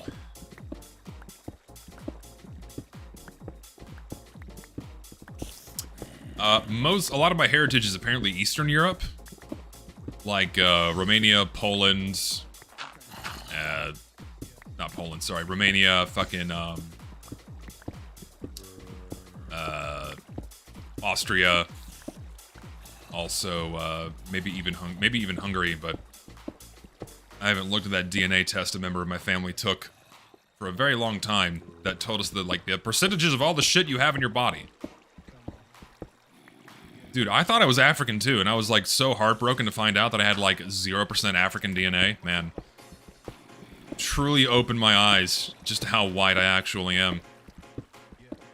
I was thinking I could like further my life as the big bodacious black woman I am. Just didn't work out. I had to accept it. I was white. I had to accept it. There's no other path forward other than acceptance.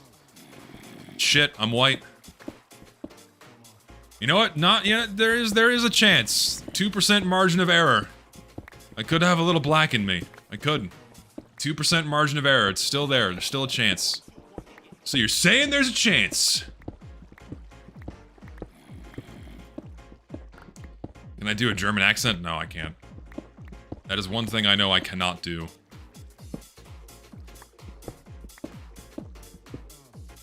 Ooh, hello. This is what I like to see. Okay, anything interesting around here? Other than a creeper? Please die. Creeper and a zombie, all of you, just die. Also, my browser tab crashed.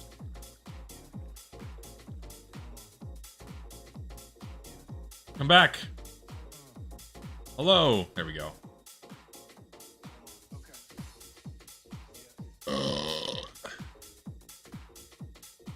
102% white, yes. Oh my fucking god. 102% white. 2% margin of error. We go beyond. We go beyond. We push it to the limit. Diamonds? No? I tilt my head like it matters. Well, we can explore. I came prepared.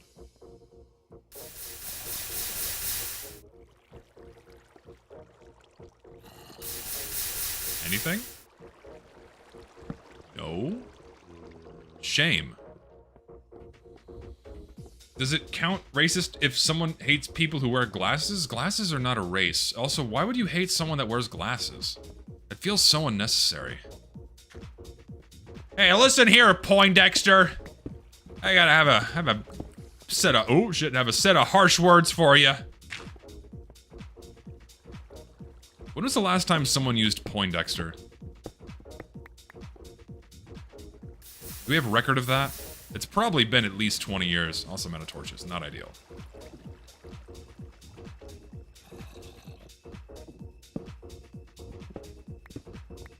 Nope. Go away. Fuck it. Let's just go this way. Ah. This away.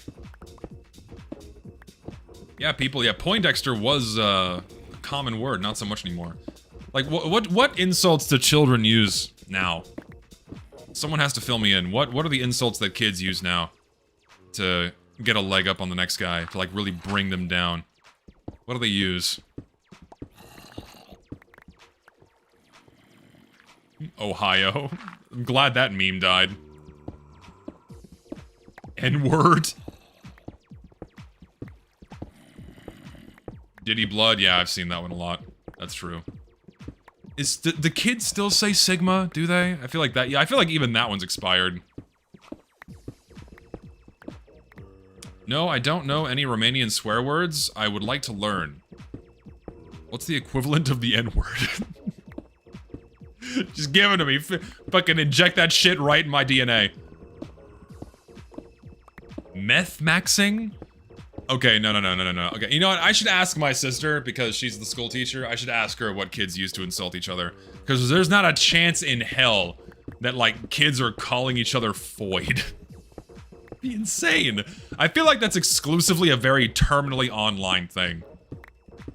Yeah, I will say LARP. LARP has seen a massive surge in use in recent weeks. Recent months, even. LARP is way more common now than it used to be. Yeah, what is the official definition of Foyd? Someone said female humanoid. I don't know if that's true. I feel like it might be something more sinister. Like an acronym for something evil or bad. I just don't know. Is it female humanoid? Female android? We'll never know. We'll never know. It's truly a mystery.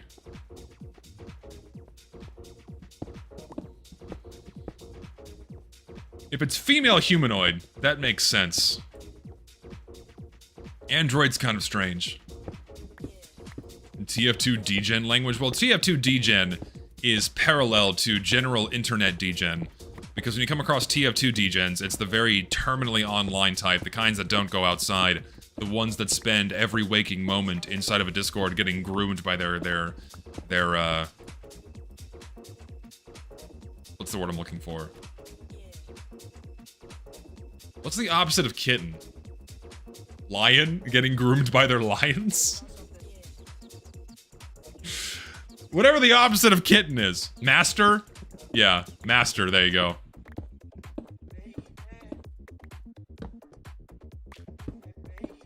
Yeah, by just a Discord mod, yeah. Something to that effect. Cougar? No. Cougar, Cougar is, an older woman that seeks out younger men, which is becoming more and more common these days, and it's kind of alarming. Dude, I open a dating app now. I experimented.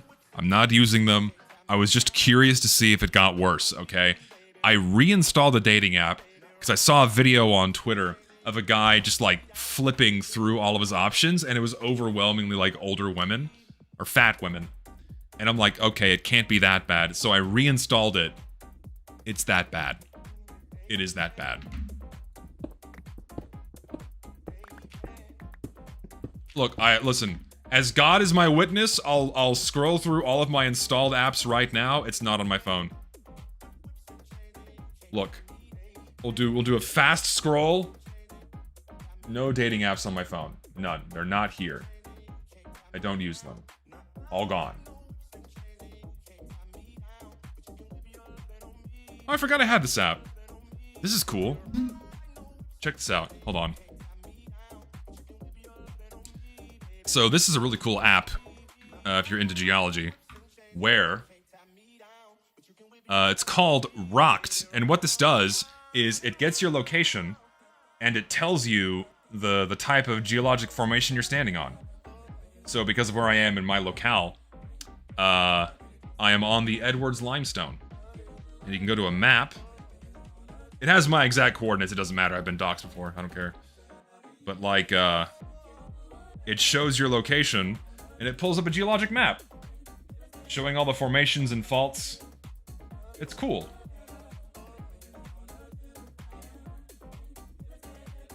This app's awesome. Highly recommend it. It's also cool too because like, okay, I want to see what this rock is here. I can tap on it, and then it loads, and it immediately tells me what it is. It even gives you sources. At the bottom, it gives you references. Badass.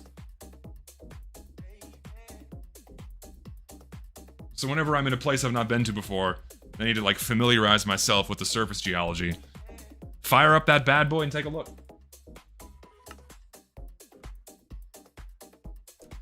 That's for nerds? You're goddamn right.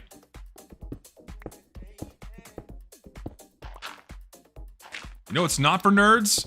These diamonds I'm about to find right now. Right now. Now. Tomboy. Still not there. Okay, the joke's done. Timing is dead. It's over. Nope, just dirt. Fuck. No, I don't have fortune on my pickaxe, unfortunately.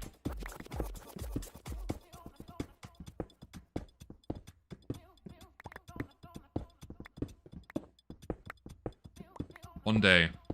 Am I gonna blow through this entire pickaxe and not get any diamonds? If I do, I'm gonna be very upset. Femtom? Huh? Femtom boys. No, you can't combine those things. It doesn't work that way.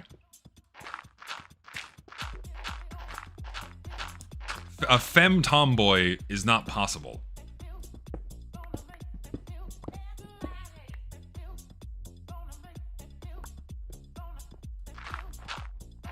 Fucking gravel.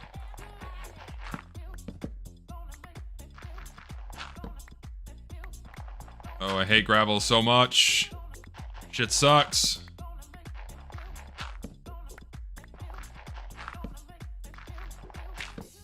Okay, it's gone.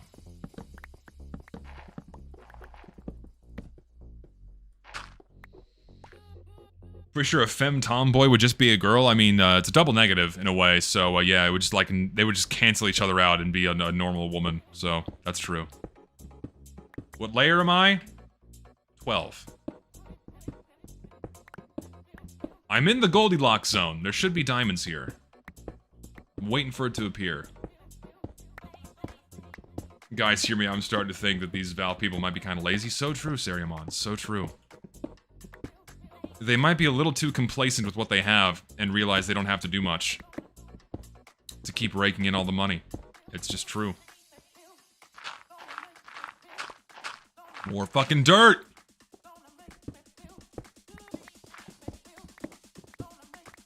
You might be onto something. It's true. You might be onto something.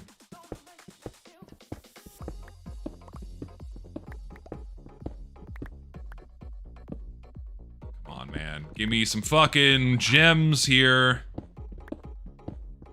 I'm a patient boy.